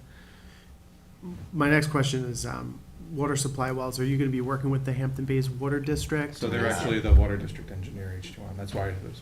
So why it's there's synergy there. Yes. Yeah, and that's kind of the aspects of this. We assisted with Steve on helping come up with flow projection. Oh, Right. good. So you've been already working on some of the preliminary. Yeah, so And they were we doing the worked- test with doing the groundwater modeling, sorry. Yeah, no, yeah, Thank you. so H2O, our purview on this, you know, even though we kind of worked hand in hand through the whole thing, it was really coming up with the planning basis on the baseline flow, what the worst case potential could be, so Steve could figure out the site.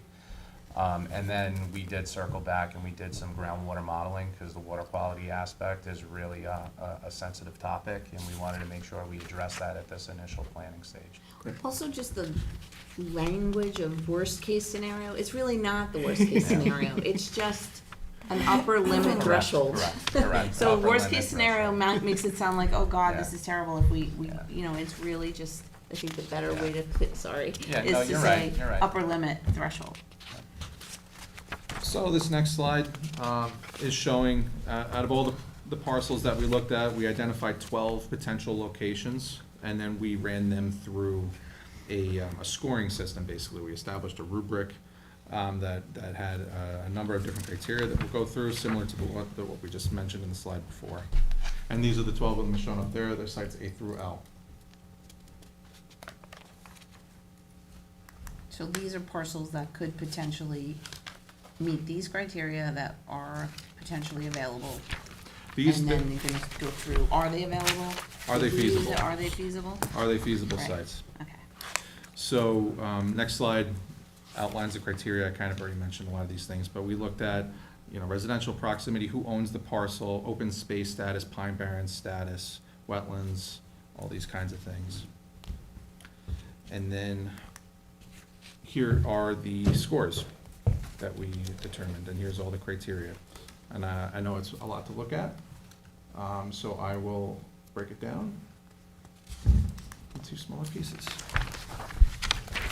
So out of these 12 sites that we looked at, we basically have determined that there are 3 that may be feasible for siting a wastewater treatment plant. There are various reasons why we excluded several of the, you know, I guess the 9 that were remaining, and we'll go through that.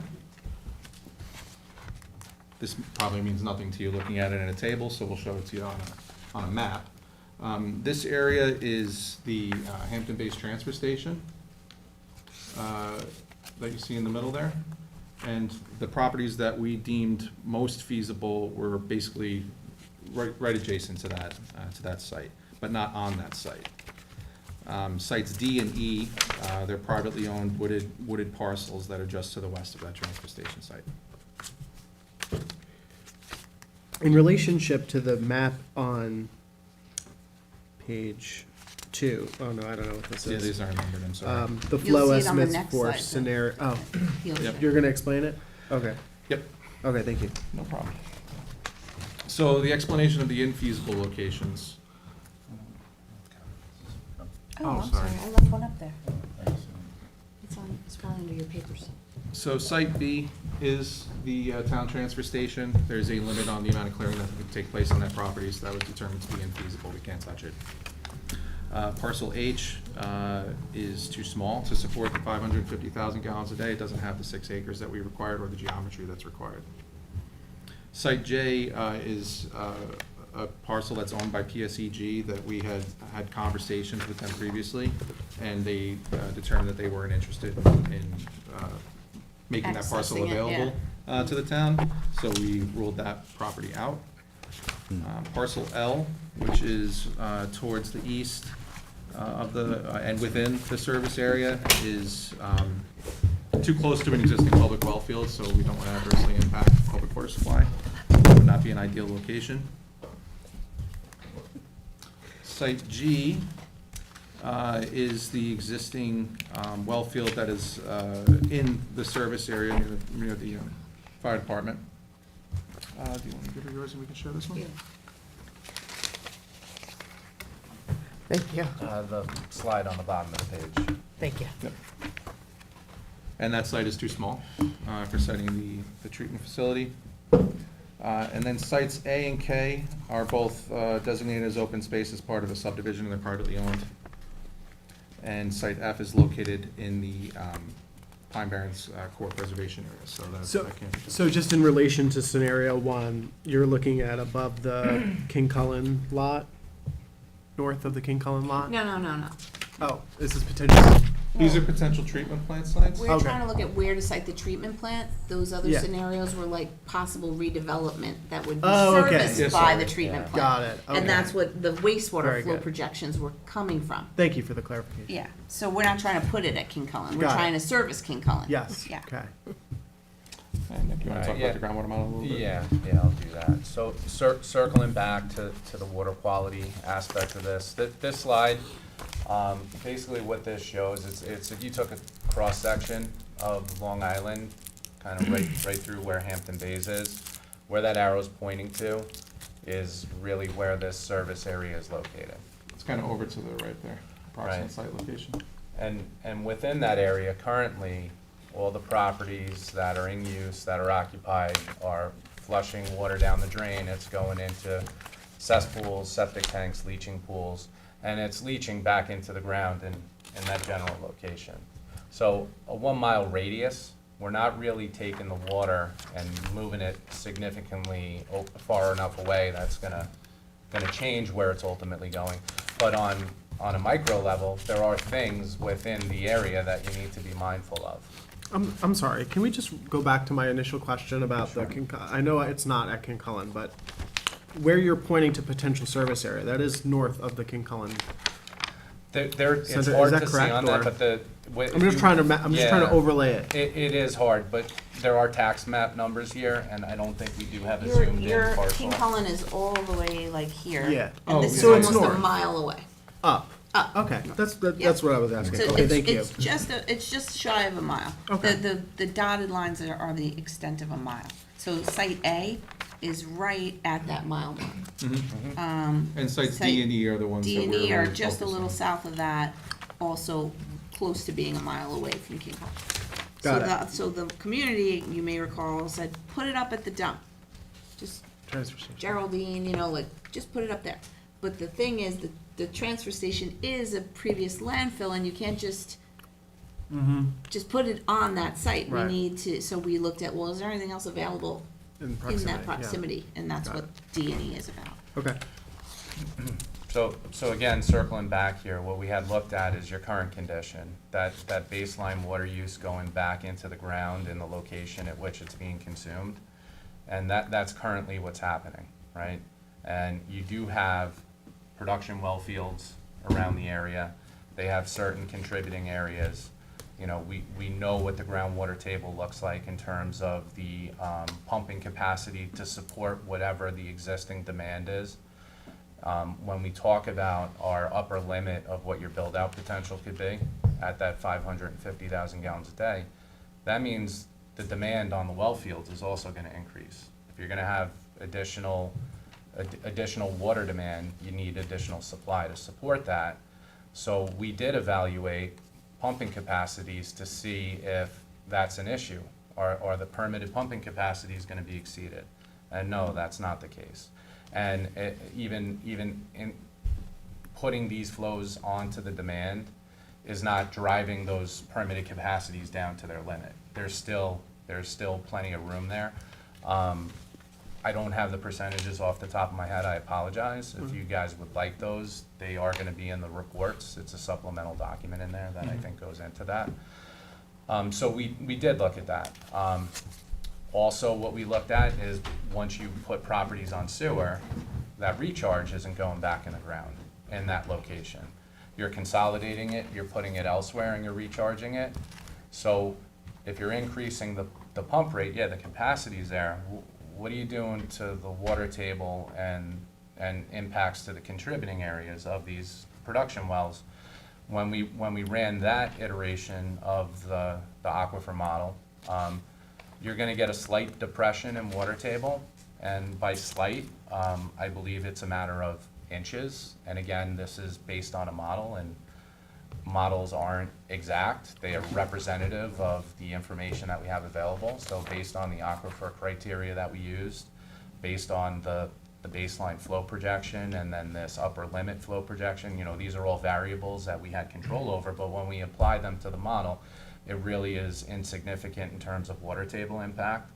And then circling back again to the nitrogen, you know, we're gonna go to an enhanced treatment site. The amount of nitrogen that's coming out, right, is significant. So you're getting an overall mass reduction, even with an upper limit of increased flows and discharges occurring.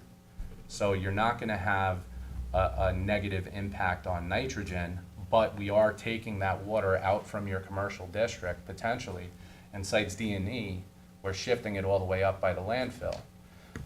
Fortunately enough, those sites are removed from any contributing area to the production wells. Are you So concerned about saltwater intrusion in our area? Our well field 1 is located in the coverage area, and we're getting detects of iodine in the water, slight detects.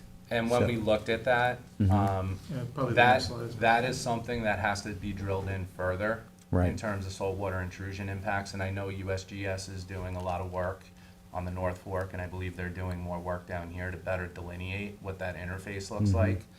And so is our water district. We're actually Correct. exploring another location. And, Yeah. but We actually allowed. I know if we're USGS. taking water from one area and putting it up, a mile away, Yeah, and it's there's a gonna, balancing act that comes into that. What we really looked at was we wanted to make sure that within your current permitted pumping capacity, were we exceeding it? As far as drawing in or having a saltwater intrusion issue, that's something that would have to be investigated further. That's like another tier of modeling that we had to do that really wasn't built into the scope that Right. we signed up for and what we discussed in the beginning. So essentially, for the criteria we looked at and really looking at taking the recharge out of here and possibly moving it elsewhere, although at a reduced nitrogen concentration, we looked at, is that gonna impact production wells? Our final outcome of that, or what we concluded, was that no, it isn't, based on the sites that we are recommending as feasible.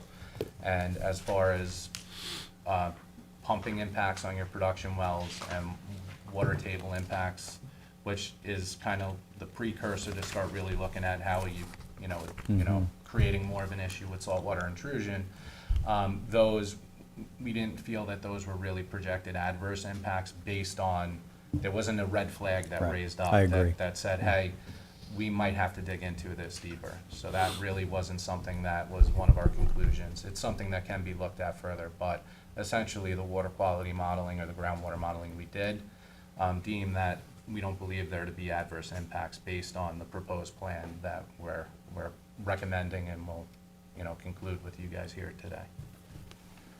If you do want, oh, you did go there. So Yeah, I figured. again, just to elaborate, those blue kind of free-form bullseyes, those are the contributing areas to the well field, local. It's hard to see, but that white boundary is the service area. So right now, there's a lot of septic discharges going into the ground within contributing areas to your production wells. We're looking to remove that, and we don't have the boundaries of the properties D and E, but you can kind of see a faint north-south, almost like, I don't know if that's a dirt fire road. That really essentially is the boundary. And, yeah, you see that there, but if you go back to the bullseye map, Steve, thank you. Those properties are fully outside of the contributing areas to the current well fields. So that's why. And you can see a lot of the other sites that we looked at are either directly within a contributing area or pretty darn close to it. Right. So that's why they rated low on the environmental scoring in our rubric. Right. cool map. All right, we've got some more cool maps. Next one is flood zone map. So as you can see, we're basically, almost all the treatment plant sites were outside of a flood zone, or pretty far away. Next map shows wetland areas and wetland check zones, and pretty much all the parcels were outside of those as well. Green shows the wetlands. Slow me down if I'm going too fast, please. This one gets a little bit more complicated. So this is the Pine Barren zones.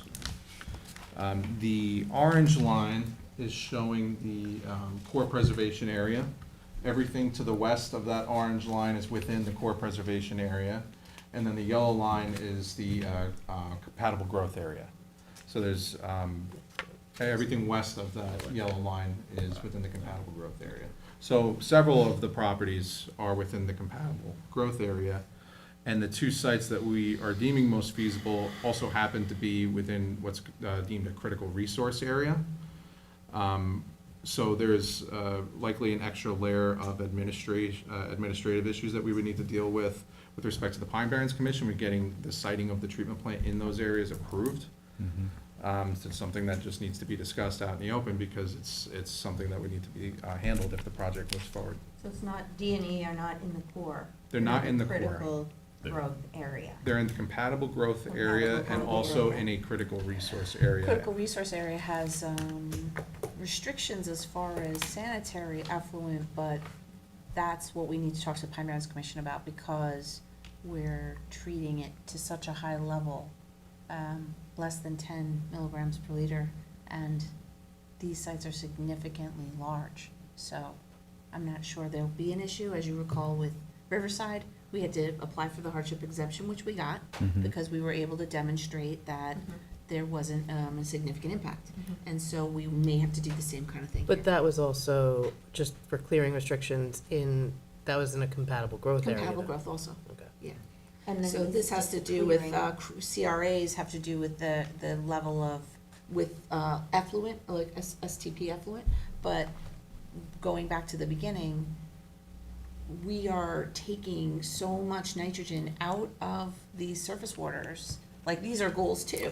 So Like the trade-off is bigger, is what you're So saying. you need to go to them, and they need to make those assessments, and there's a whole process, and that's the Isn't that what exemptions. the Central Pine Barrens Commission wrote to us, I believe, and discussed that with respect to the Riverside You STP? just got their findings, and they just approved it. And they said something very similar, that, there's a bigger, There's a bigger benefit. overwhelming benefit, and that's the showing that you have to make. So that's what Steve's saying, you're gonna have to, there's like an added level of review and an additional process that we'll need to undertake if these are the winners, and we're going into that with our eyes open, we know that. But if this is the best possible site, then we would make that argument to them. So a lot of clearing that will have to take place though, right? Because these two parcels are wooded. We would not exceed the clearing limits. Yeah. It's one or the other, too. It's one, It's not both. this is not to, clear more than is allowed. Right, I mean, we're saying It's 6 to acres. discharge, treated sanitary effluent, which is to a drinking water standard, It is to a basically. Yeah, but don't you have to clear to place the sewage Yeah, but you're treatment allowed to plant? clear in the compatible growth, up I to thought- 65%. Yeah, that's what I'm asking. Do we have to clear more than that? No. would involve? No, and as a matter of fact, we're calling it a 6-acre parcel. Not, 6 acres isn't gonna need to be cleared. Right. You would really only need to clear to get access to the building, around the building, and the leaching system. So we'll be able to maintain the clearing limits. Yeah, not even close to 65%. It won't be 65% Not even clear. close. Is the core area just what's depicted there? Is it, or It's is the it one like in- less than 24, or just that little section over there? The That's orange kinda line, just beginning on of the other side of the D and E. Yeah, orange is core preservation, yellow is compatible growth, and to the west of both of those lines. Right. And when you look at that amount of core there, you've got, if you're talking about less than 10 milligrams per liter of nitrogen discharge in an area that's adjacent to that much woodland, like it's Yeah, such a most of that small land is percentage. preserved too, right? It's all State, preserved. county, town, we preserve. So, hundreds of it's a acres of it, balancing, thousands of it. but it's not impossible, it's not encouraged, but it's also, But they're- there's conditions here that they would have to look at. And scientifically, when you think about it, it's like, And we go through the What's the whole harm? process of, we did look at all of these other potential sites, Mhm. and this is where we're at. It's not like we're choosing this because that's where we want to put it. right, there's And I think Exactly. the water quality element is really what the intent behind the Pine Barrens Commission was to begin with. Yeah. And this is a water quality improvement project. Right. just a question, in front of D to the, I guess, east side, are there neighborhoods there? To the east of D is the transfer station. and the Okay, park. this is directly the transfer station? Yep. It's right And adjacent to. then there's the animal shelter and the police precinct Right. also, before you even get into any residential use. And Red Creek Park as well. Yeah, Yep. Red And Creek then Park. there's, Red Creek Boulevard, I believe, is immediately east of Red Creek Park, so it's quite a substantial. Just for, Thank you. reference, each one of these parcels, D and E, they're like over 30 acres in size. Yeah, so we only need 6, we potentially are targeting something 30 acres, and And we only Yeah. need 6. we only need 6, but you could, preserve some of it and keep some of it for water quality purposes and do something along those lines. What do you mean by the receiving area? That's just one of the other criteria that the Pine Barrens has, that they look at. So we're not. Those are within Pine any of those. Barren receiving areas, meaning by as of right, they have additional density embedded into them in our zoning code. As part of the Pine Barrens Act, whoever's not familiar, we always maintain receiving areas throughout the town to receive Pine Barren credits from the Corps. As a legislative act, we're required to, 2 to 1. So for every credit coming out of the Corps, we have 2 places it can land. So that way, we don't have a constitutional takings challenge that we took their Exactly. land. Exactly. So we have to maintain receiving areas. Yeah. Every town is any town that's within the Pine Barrens area. Yeah, has we to- all have to maintain 2 to 1, and we have to go Designated. there periodically and prove that we kept our 2 to 1 ratio is always there. This says site I, but it looks like it's pointing to site H. That doesn't matter, right? It's, Which one was that? Site I is within a receiving area, which is over to the left.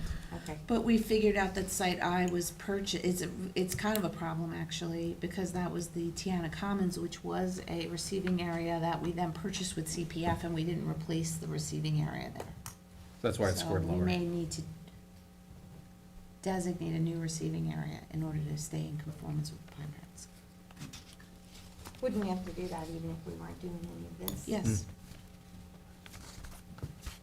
Are we gonna need credits for this? If we No. do- but we always maintain areas where people can receive them. Any other questions on this slide? Thank you. You're welcome. Next slide shows depth to groundwater, which is one of the things we looked at. Obviously, we wouldn't want to put a treatment plant site in a place that has shallow groundwater, because that constitutes kind of a technical and engineering and environmental issue there. As you can see, most of the properties that we looked at are pretty well above the groundwater table. The red areas are less than 10 feet to groundwater, so very shallow. And as the colors go to pink to, the greener colors, the distance to groundwater from the surface is greater. And so this site's D and How E. much do you need for the leaching? You need per health department, I think it's a minimum of 3 feet from the bottom of the leaching pool to the highest expected groundwater elevation. We're well above that, at least with the sites D and E that we're recommending as being the most feasible. This next slide is showing the topography of the study area. So you see, the service area on the east side, the highest elevation is approximately 100, and to the west, it's about 20, which is kind of to be expected. We're getting down to the surface waters in the creek over on the west side. So we're well up above, we're kind of in an upland area in these D and E sites. So it will need to be pumped to. That's something that's a fact. No matter how you look at it, there is likely going to have to be at least one sanitary pumping station associated with the project. Because of the topography. Yeah, because of the topography and and the distance as well. But within the collection system, it's likely that you can get away with and maintain a gravity system. Yeah. So I don't know how familiar you all are with alternative collection systems. All the work that's going on out in Mastic, that's all low-pressure sewer. Smaller main, shallower depth, but every property has to pump into it. There are pros and cons. This topography lends itself to not really have to go down that path if you don't have to. Exactly. So it would be gravity fed from the buildings and. Yeah. Gravity fed down to your low point to a Right. central pump station and just convey it all up to your treatment site. From a conceptual standpoint, right now, it looks like that's probably how it's gonna. Yeah, and I mean, we did have some work that we did under prior engineering report that we looked at that, and that was the case. Good. Less moving parts. Exactly. So, drawing some conclusions from the work that we did, eliminating cesspools and septic systems will greatly reduce nitrogen loading in the bays by over 50%, we estimate. The availability of public sewers will allow for revitalization of the Hampton Bays downtown business area. We believe there will be no adverse impact to drinking water supply as per the groundwater models that we prepared. And we've identified, I think it says 4, but I think we actually only identified 3, so that's a typo that I need to fix, I apologize. 3 feasible sites, with sites D and E being what we determined to be the most feasible for siting a wastewater treatment plant to service Hampton Bays. Is there a preference? that you They're have? both common ownership, and from what I understand, they may be a willing seller, so that's For both? either one. Site E is, I guess, technically a little bit closer, so I guess I'd save a couple 100 feet of pipe. Yep. Oh, you're still, sorry. Yeah, I'm sorry, maybe I should have put the conclusion as the last slide. That's okay. Here's where we're at in the project timeline. So we're, like I indicated earlier, we're very early on. This was a planning study essentially, a sewer district planning study is what we're calling it. There's still several steps that would need to take place, a lot more engineering and analysis. A sewer district would need to be formed. There's an entire process with that, as you're all going through that right now with other projects, which, you know, includes an engineering design report, identifying potential grant money to fund the project, preparing a master plan, forming the district, final design, and then bidding and construction. And not on here is secret, obviously, that all happens and baked in, yeah. Yeah, and some of these are actually, they would be happening concurrently, but for the, display purposes, we just kind of wanted to lay it out on a timeline. Janice, do you foresee that we'd be able to get similar grant funding to We that did of list this Riverside? project when it was just in the downtown, and we scored very high. Yeah, it scored very high with EFC. Steve It was in the listed high it, our 90s. project, it got scored a 92. Yeah. Great. So, this would probably also score very high. We're always trying to get our hands on the bipartisan infrastructure law funding before it goes away. So if we get somewhere, we can list it, I guess, it's a little different now. Right, It's right. not the same, Right. it's not the same. We would need to So we relist probably need it. to relist it. Yeah. And then it would have to be rescored. But yes, in that, when it scores that high, then you get that EFC funding, And my What did Riverside score? hopefully last and final question is, not as high. did you evaluate at all a cost estimate to ratepayers for hooking up? That was No, That's part the of it. map and plan Yeah, component of that's that. later phases. It needs to be designed first. You need to have Okay. some level of engineering design done. To know? Yeah, and all we really did on the engineering design side of this was very preliminary calculations to size the building, to size the leaching system. There's still a lot more Okay. technical work that needs to be And done. you'd as have part to of that. know your district and what the usage is in the district to. Yeah, Right, so this was a precursor phase. We would then move to an engineering design after we confirm that we actually control the site, if we get control of the site. If we don't, then there's nothing to talk about until we get control of a site that works.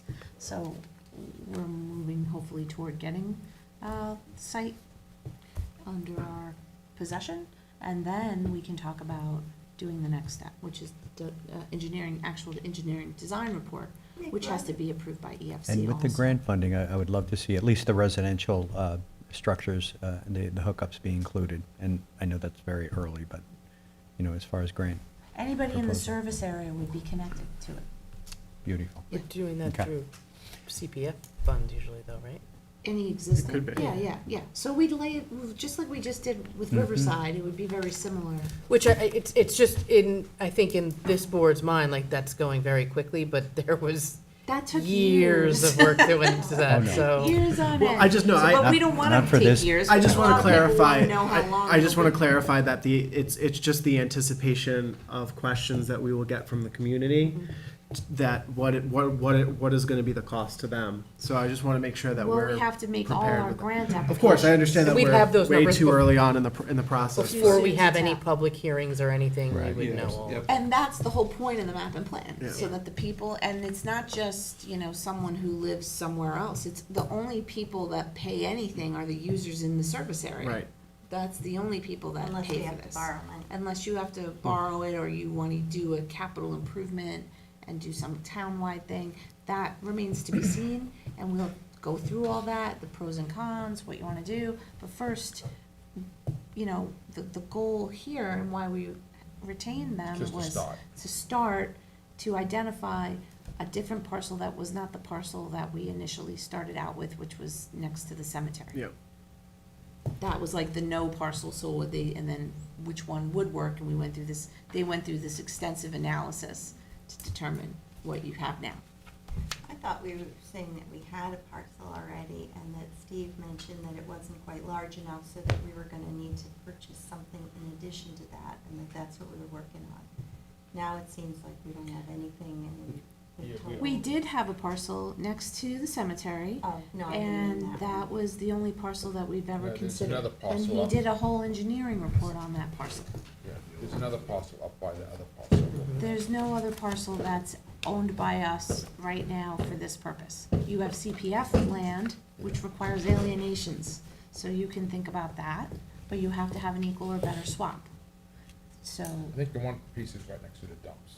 that's the D or E that we're Yeah. talking about Yeah. here, that they're recommending you pursue. We pursuing, don't yeah. own Yeah. those yet. No, Yeah. no, looking at it, trying to buy it now. Right, so we would like to buy, or recommend that you try to get them. If you can't or don't want to, then we'll go to the next thing on the list. Of course we want to, yeah.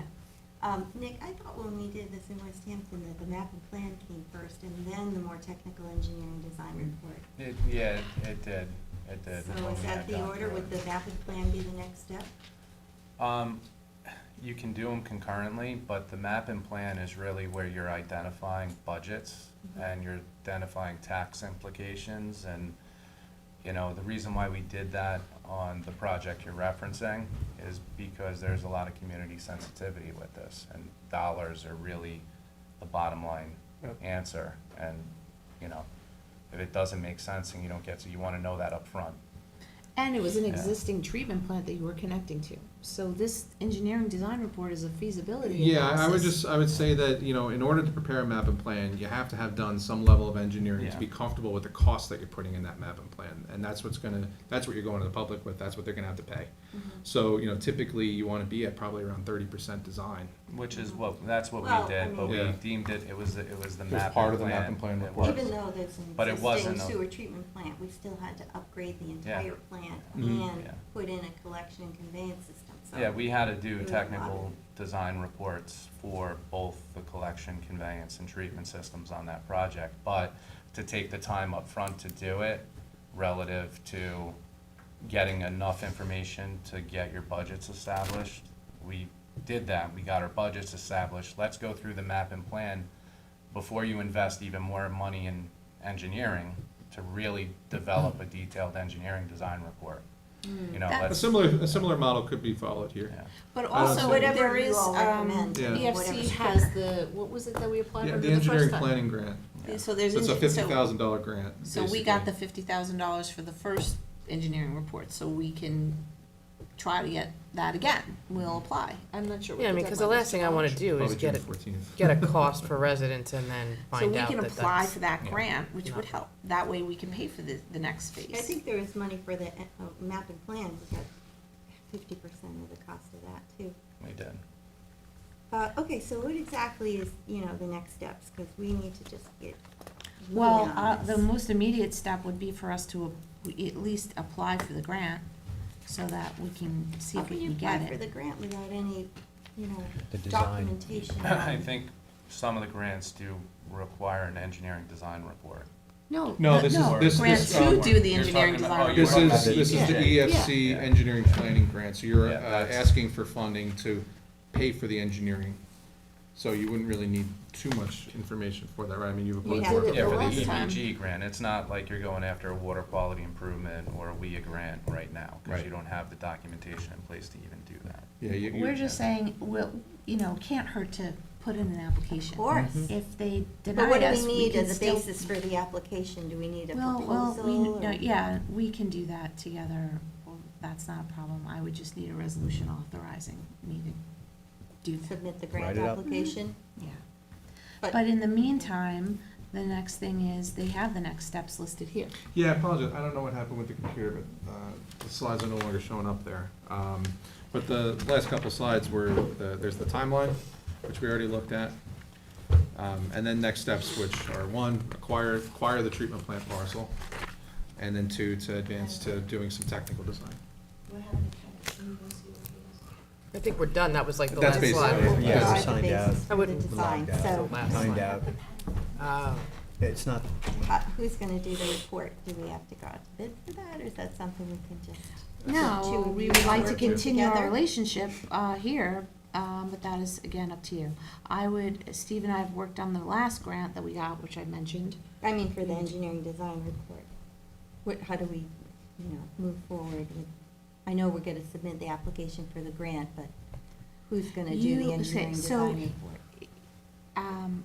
We can get a proposal, we can get 3 quotes. This is professional services, you don't have to go to bid. Mhm. So you get 3 quotes if you want to, or we can just continue because they've just done all this work. Yeah. So we can do it that way. We'll get a proposal, we'll.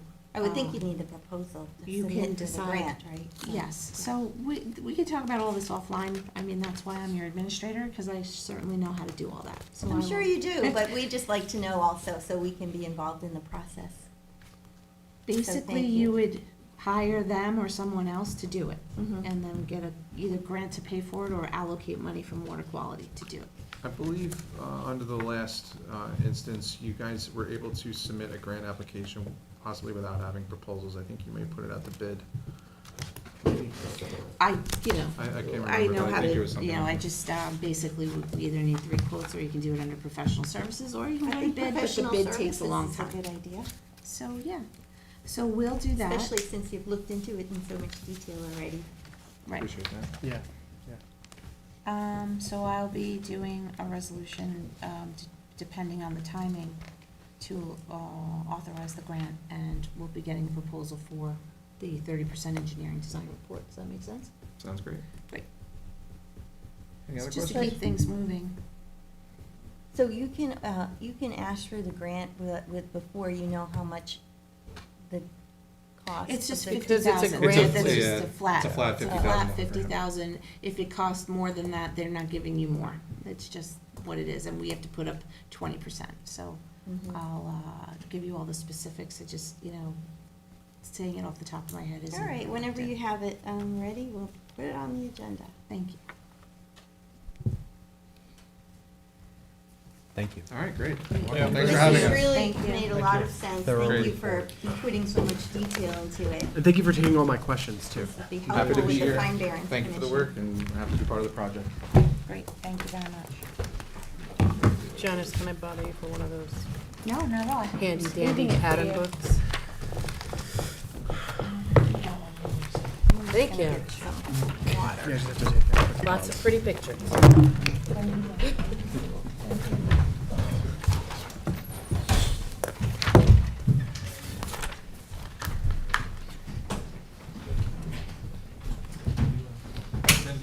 Oh, hey, Bill. Good, how are you? What, have we had taken a break? Can I go make a coffee? No, we're not adjourned. We are still in work session. No, we're in the middle of a work session, We're- but we're apparently Just a small break if you could pause it. we don't Okay. have a quorum. Well, I think you guys have to vote for. Yeah, we did. We can't Yeah. pause it. They can't pause it until We're still in session. you're in session. This is recording right now. Yeah. Yeah. Just always act as it is.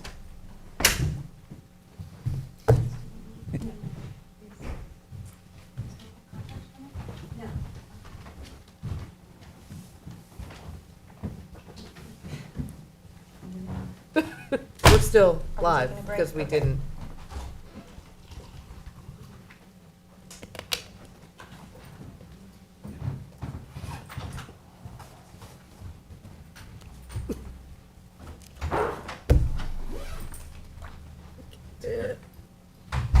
Thank you. You got all my co-sponsor stuff? Yes. Thank you. Mhm. We did it all at one time. Perfect. Did a great job. Thank you. We added a few more for you, too.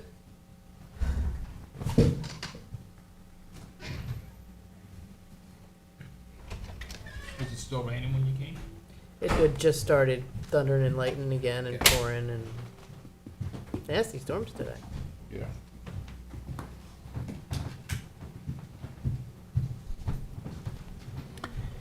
Point of personal privilege?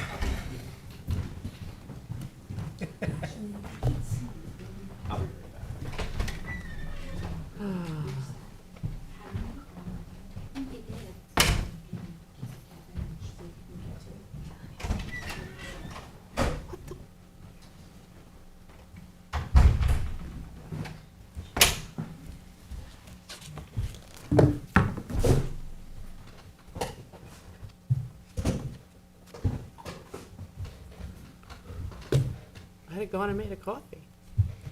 Me too.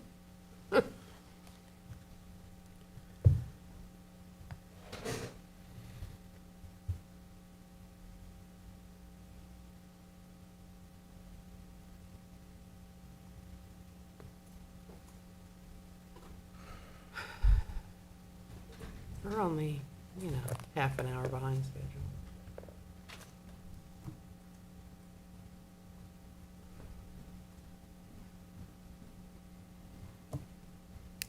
And I wasn't even here to interject.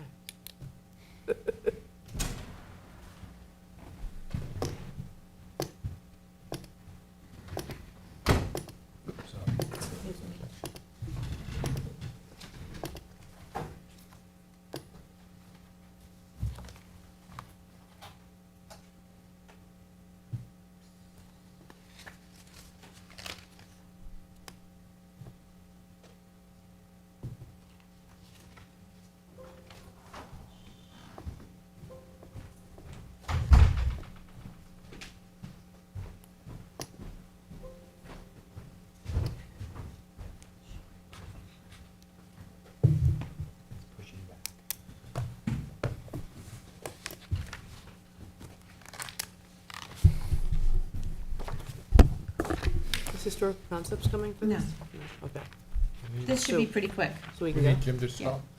No, We don't need Jim. I don't know. Do you want Madam to go full? Supervisor, can we Let's just stop? go. We are still in session, I believe. Yeah, we are. Yes. I think we can.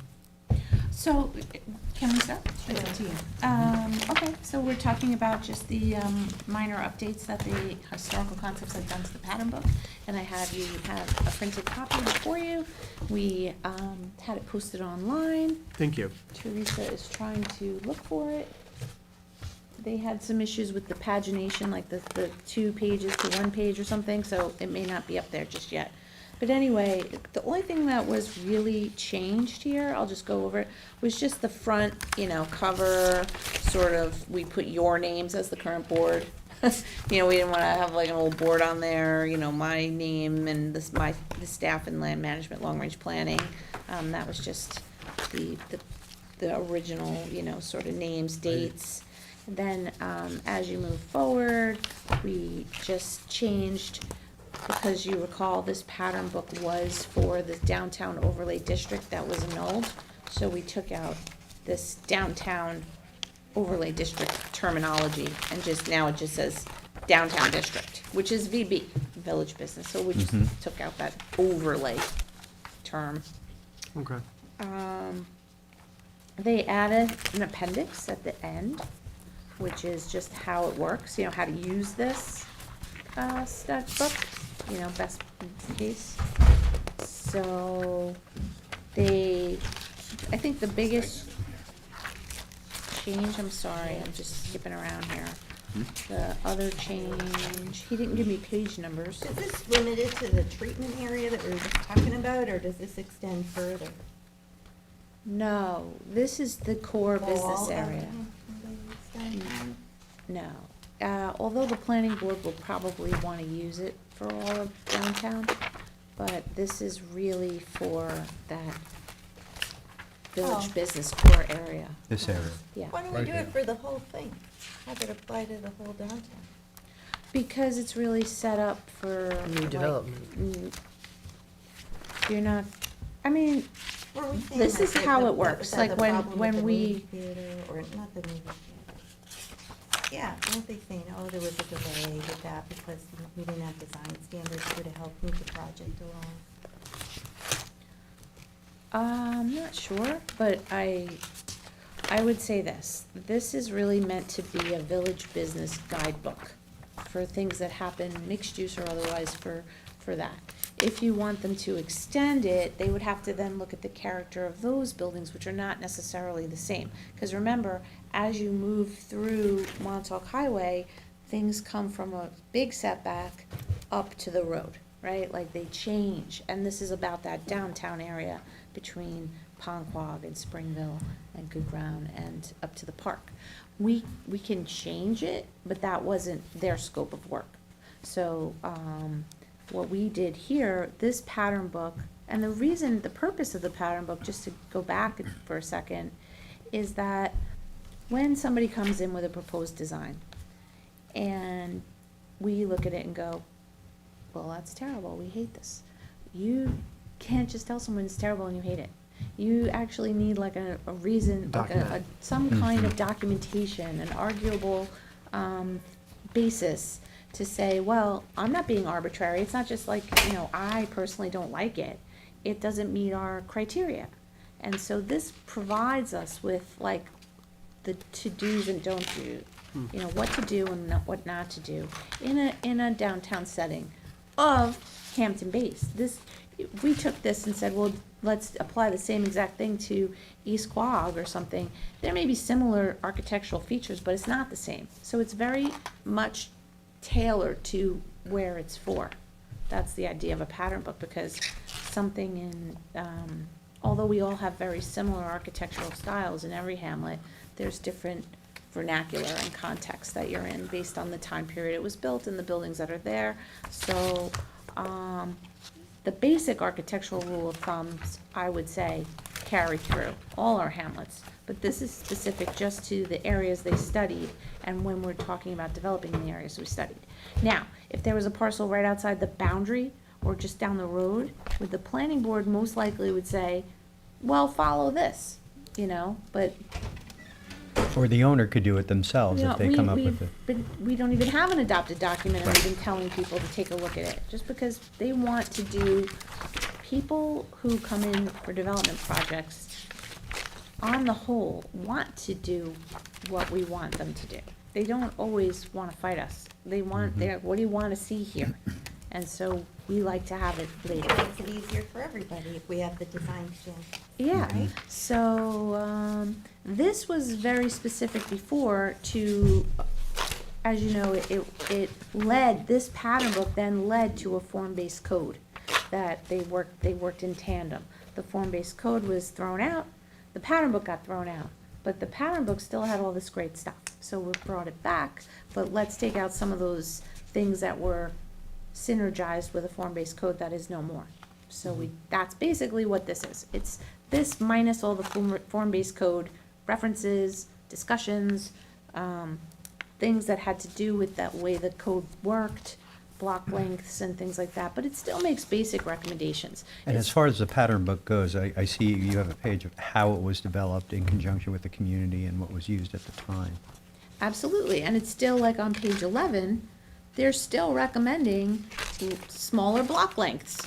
Like our block lengths in Hampton Bays are 1,800 feet long. Like it's a ridiculous amount of block length, where a successful place, there's something within, 200 feet. If you're a pedestrian, you're Right. gonna meet something every 200 feet, That there's was gonna the be. walkable downtown That's- vision that the community wanted when. Right, but like what we loved about historical concepts in the first place was they literally went and measured every downtown in the map. And there was a whole data gathering phase that went along with this, where they were like, what's the DNA of a town that you like? And they measured the street widths, the block lengths, the building to, height ratios, all this, and you can see that kind of in the appendices. There's a whole data gathering section on our website that goes through this, but in Appendix B, the ground studies, that's one of the things that we changed. They added Sayville, because out of all this, people started saying they appreciated the way Sayville, kind of the form and style of that development. So we replaced, I don't know which town, but we put Sayville in there. So basically, What we page is updated the that? names. That's on page 99. You can see the little, these little ground figure studies. Mhm. And it compares Hampton Bays to these other places where people voted and said they liked them. The other thing we did was put some of those pages you saw in those concept plans that they did for us. They put them into the pattern book as like, not you have to do this, but these are forms that, like on page 17, they put the picture of that downtown area that people voted on recently. They liked it, they used it not to say this is what you have to do, but as an illustrative guide to show how buildings can frame the streets and form outdoor rooms and form areas that are appropriate for block To the lengths. Southampton community and the aesthetic that they'd like to see. Yeah, or any of these communities. If you went to any of those communities in the ground figure studies, Yeah. you would see that they kind of have a similar setup. I seem to remember downtown Babylon in this. Maybe that was the one that It was. might That have been might be the one we- previously, yeah. but Mm. So, this so we is 10 added, acres.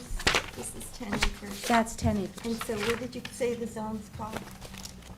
village business? Village business. And so what's to the east and what's to the west? Is it also village business or is it called something else? There's office district, there's, OD and There's residential. HOHC, or it's OD actually, office district, but it's like ODs in many places, not here though, became HOHC, and those were supposed to be a step down from the village business. And the form-based code actually created an OD situation on those sides, recommended those zoning changes, but that all got thrown out, so it's just what it is now, which is VB and then OD, Do municipalities little do, residential. and with a little bit of residential, yeah. do municipalities do a pattern book for shoulder areas, like a You different can pattern book? do a pattern book for anything you Like, want. We It's a have the planning core, tool. and then we have the right shoulder areas, the Mhm. approaches to the core downtown area. If you had a specific style in mind that you wanted those to look like, that's what the pattern book does for you.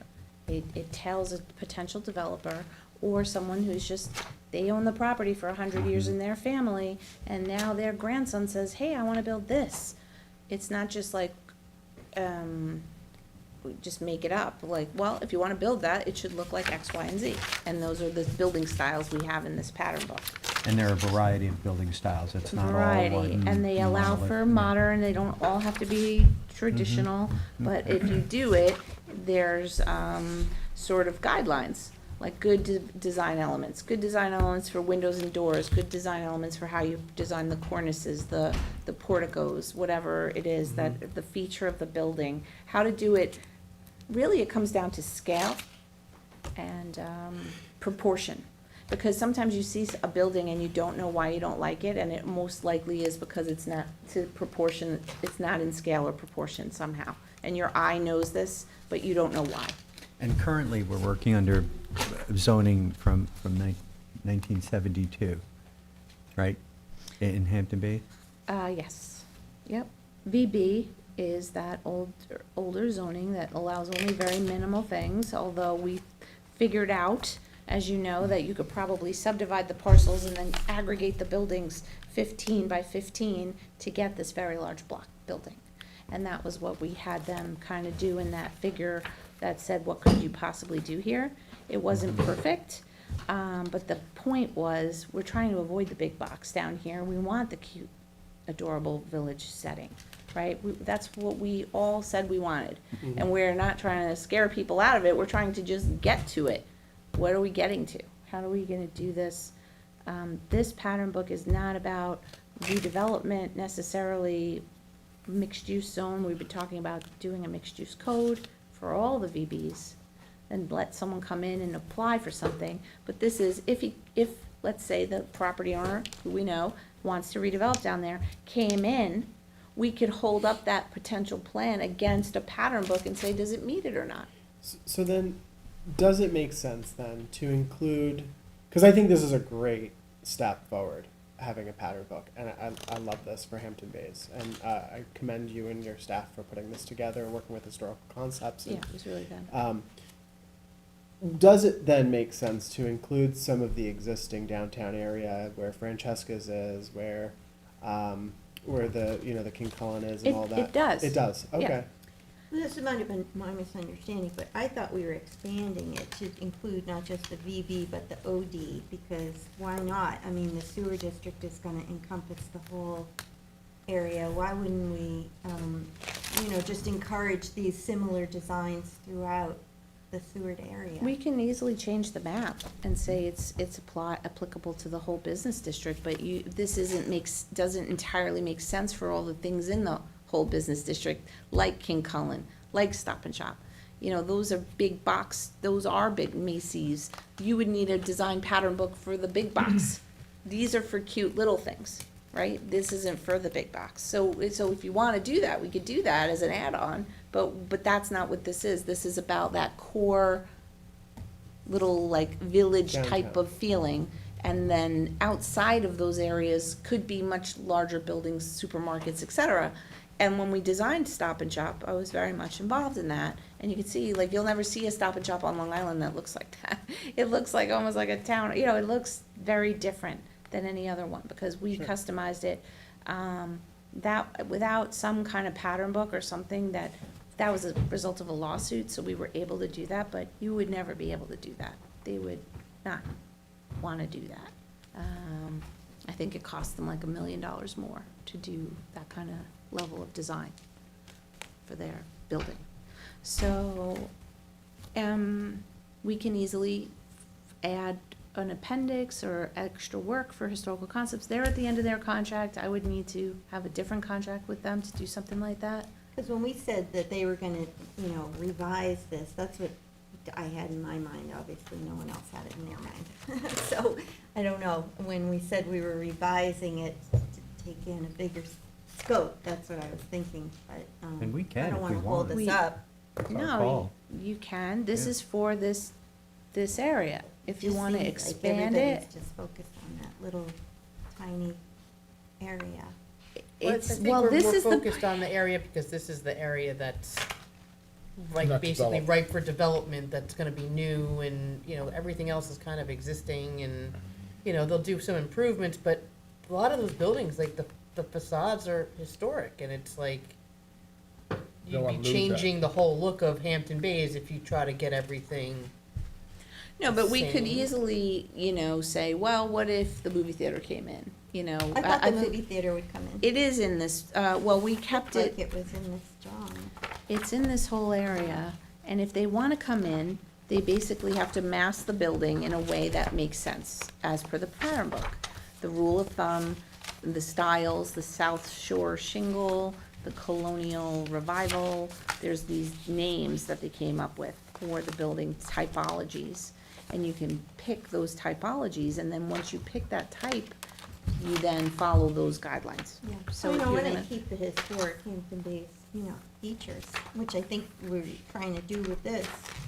I thought on the map, though, that maybe the movie theater was, but it's not. It is. It is, but It I'm is. saying if the movie theater, if you wanna get real specific, like the movie Where is theater, that map that we were looking at? Page 11, or? There's yeah, the one- movie one- theater's included, it's on the other, it's just at the, Page east 11. side of Springville, so it's in there.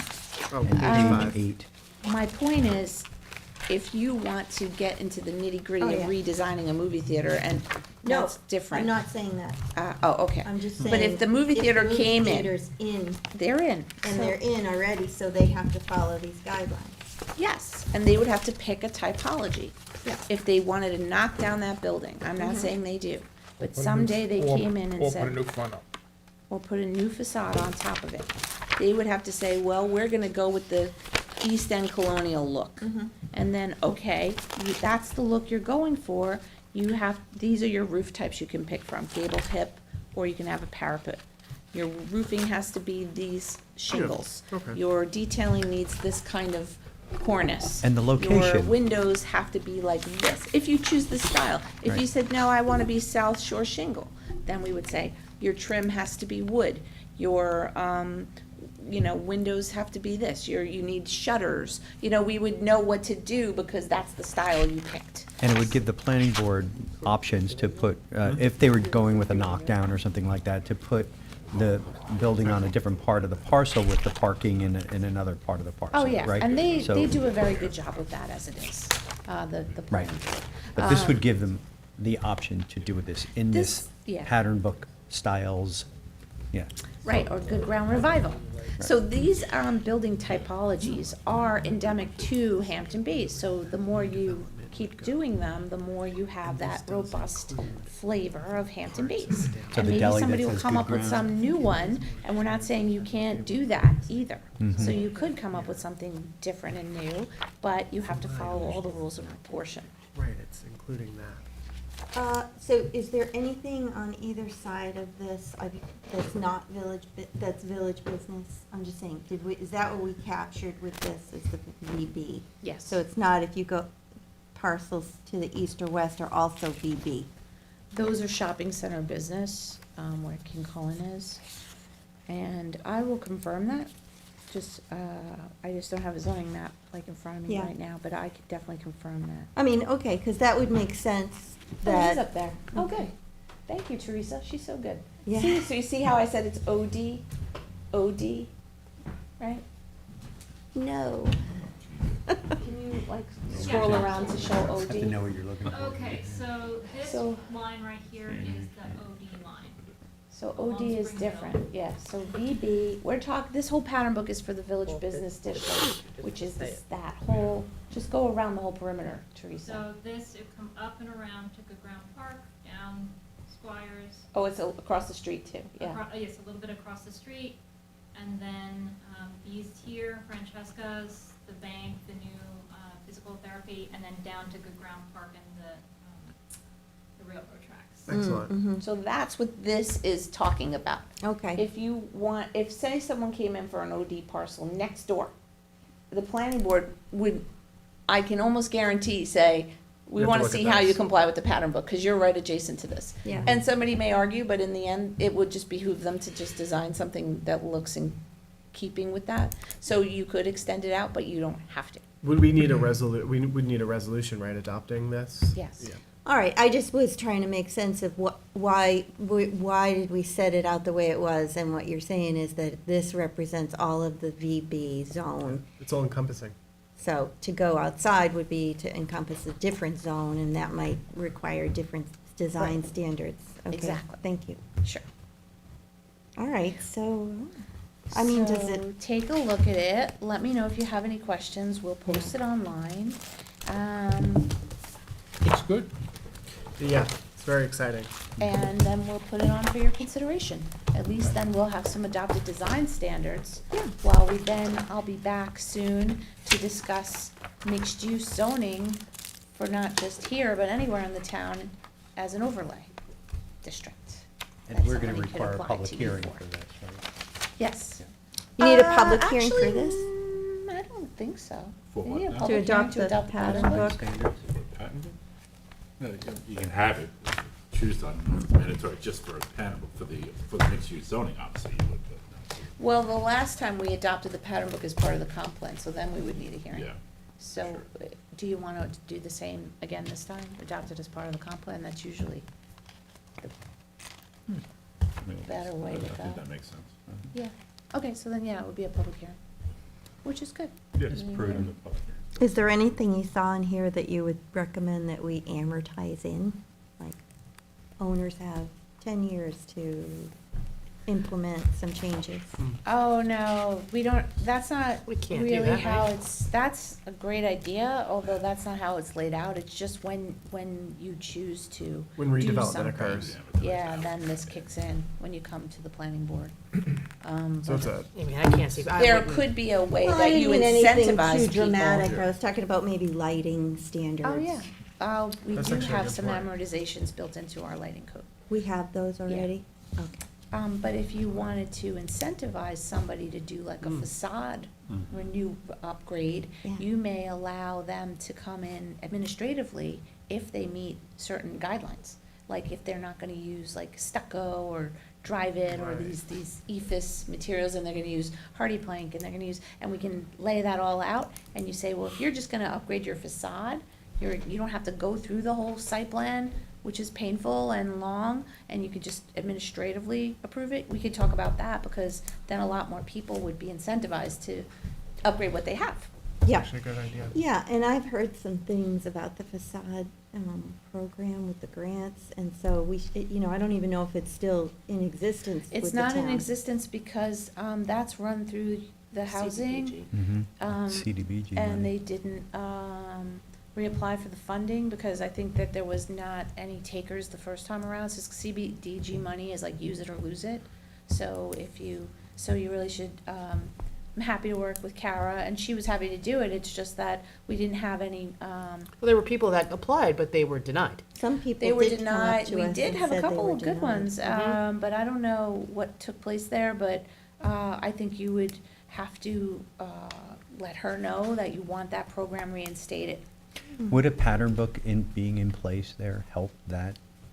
Yeah, that's what I'm process? saying, like, it Okay. would, so what, with that process, people would be like, are you kidding me? Like, I have to go to the planning board now just to paint it and, like, I worked in a different municipality where you didn't have to, it was easier and less of time. Time is money, and if you're gonna spend money, you might as well spend money on the materials on your building than to come through a process. If you're doing everything we want you to do. And we want people to do that. So it could be an administrative Yeah. approval. Yeah, and, So if it's the right colors, if not- it's the right, yeah, if in this it's- pattern if book, it's I already see done. something that Yeah. comes in front of me administratively, and it doesn't look like something the planning board would 100% like, I just say no, and they have to go to the planning board. But most times, things that I am allowed to approve administratively, planning staff reviews them, and then I get them, and if they seem good, we sign off on them, and then they do that.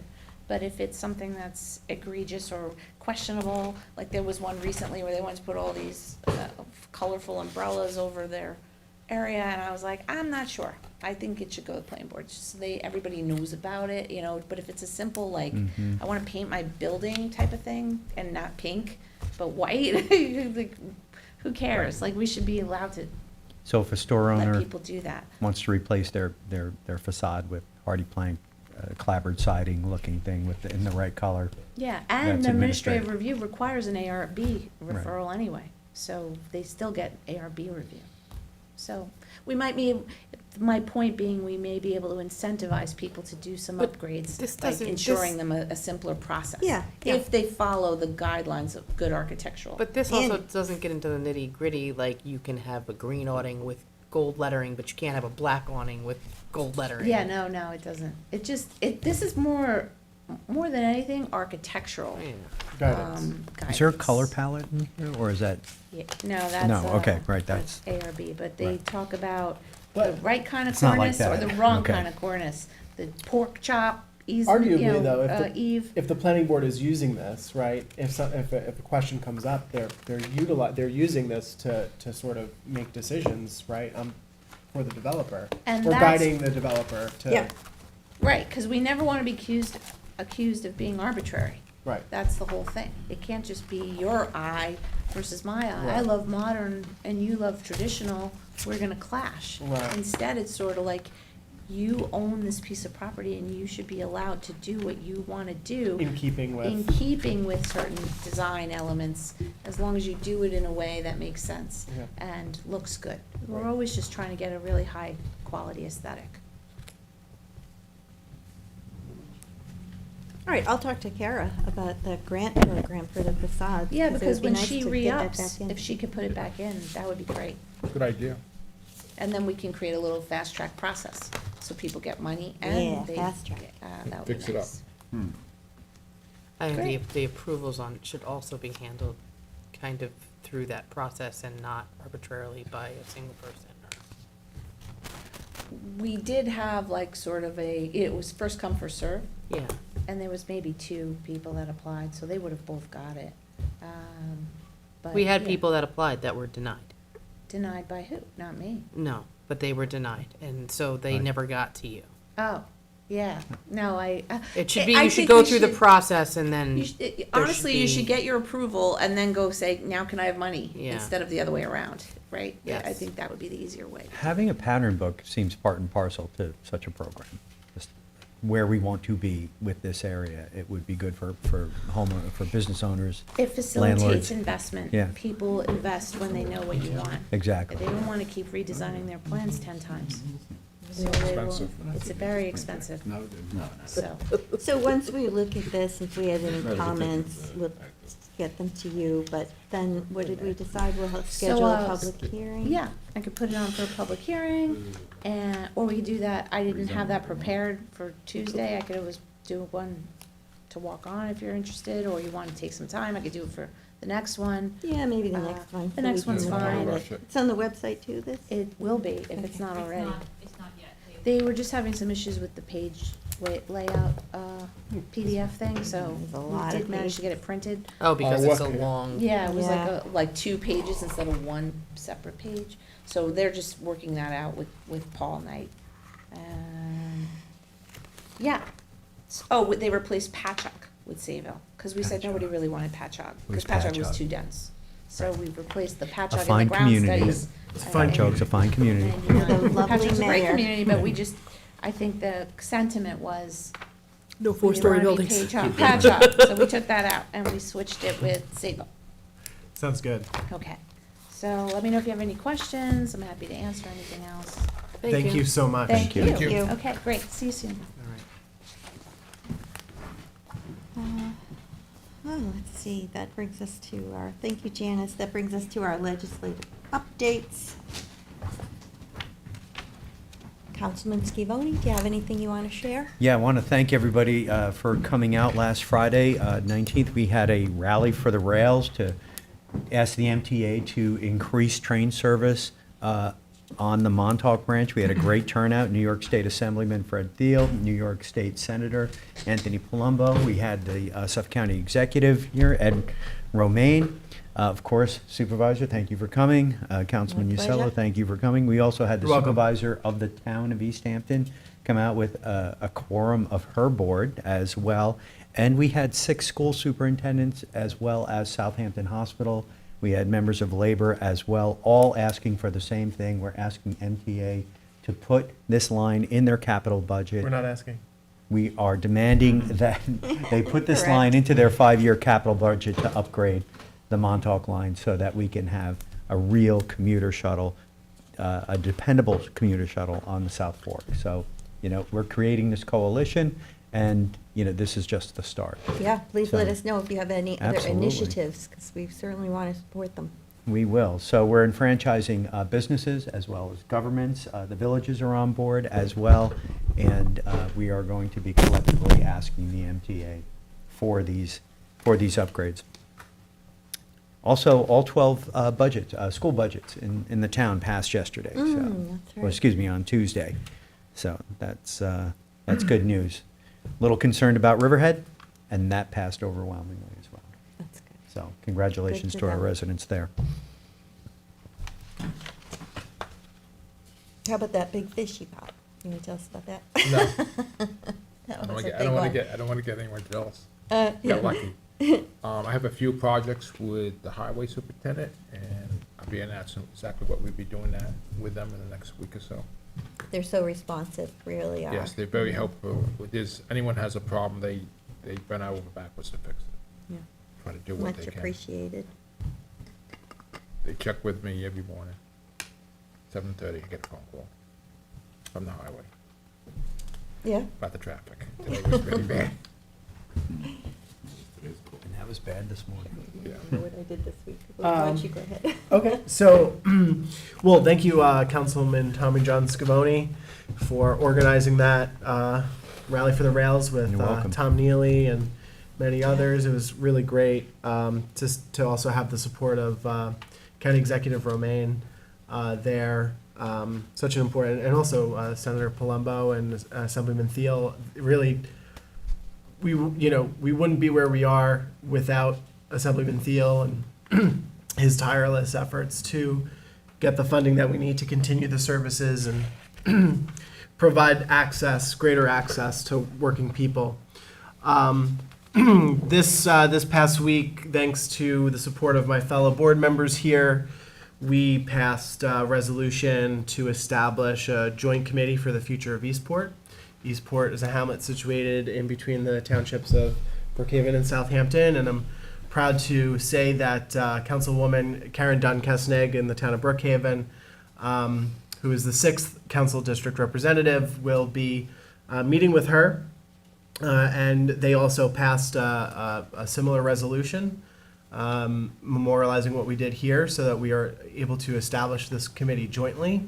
And we have a couple of individuals that we are considering to appoint. There will be 2 people from Southampton, 2 people from Brookhaven. And we're looking forward to this. We think it's going to be a nice addition to, creating a synergy between our 2 towns, Brookhaven and Southampton. And I think it's an excellent effort to show our commitment to the people over in that hamlet. Also, we will be having Battle of the Bands on June 7th. I will be a judge, and that will be June 7th at 7 at Ponquag Beach. So come on down for some music. And I just want to give a shout out to Chris Jones of East End Arts. He's helping out some of the bands that are going to be performing. It's a great way for our youth to express their talents, their musical talents in particular, which, as you know, I am a musician as well. And so. you'll be judging, you said? I will be judging. Oh. Yes. Yes. Great. Yes. Hopefully nothing more than that. So.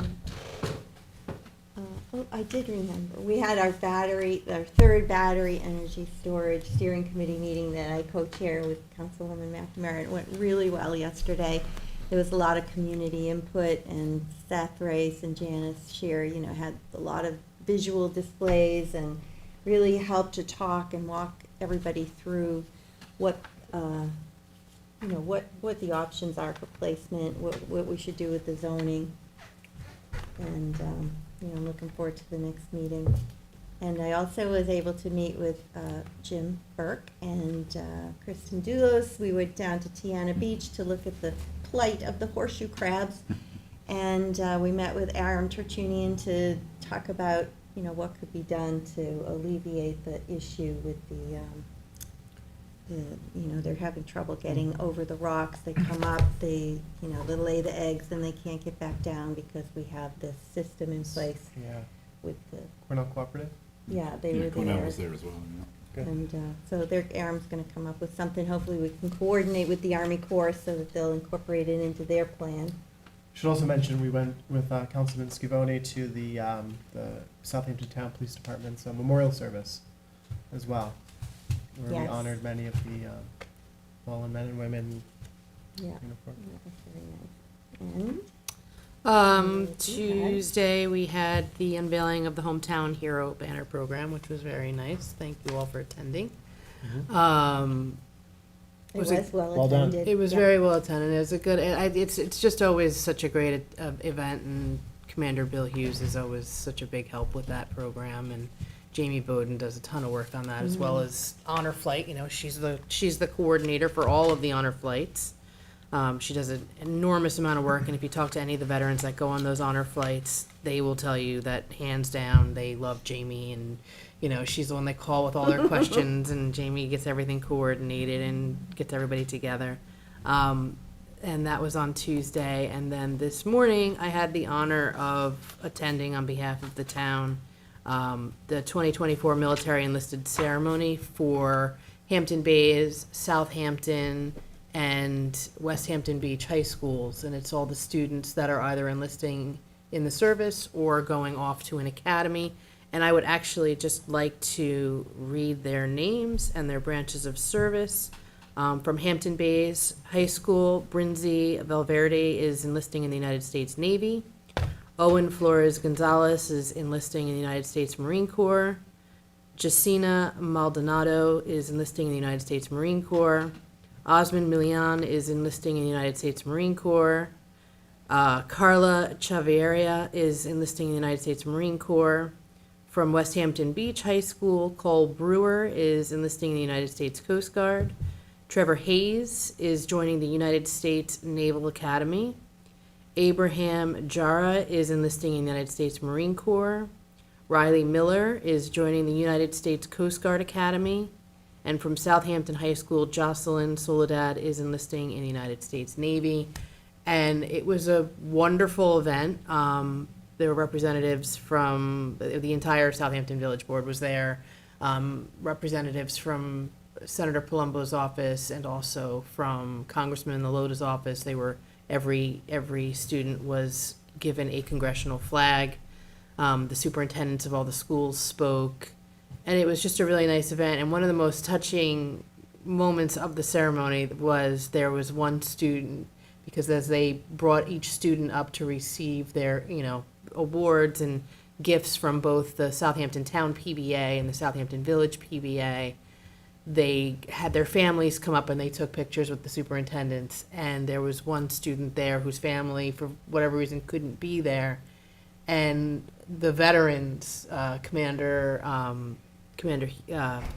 Billy Hughes, Dave Axtrible, the commander of the, John Lenahan, thank you, and another gentleman all got up and came up on the stage as his family to take the picture. Oh, that's really sweet. So I thought that was super sweet, and it was a really nice ceremony, and I thank those students for deciding to be heroes of their generation. And it was something I said at the ceremony was, you're born with a love of family, and a love of country isn't instilled by you, but through your school and in your home life. And so I thanked the parents for instilling that love of country in their students, because it's a really huge commitment to make, especially in the the way the world is right now, and not knowing where you're going or what you're going to end up doing.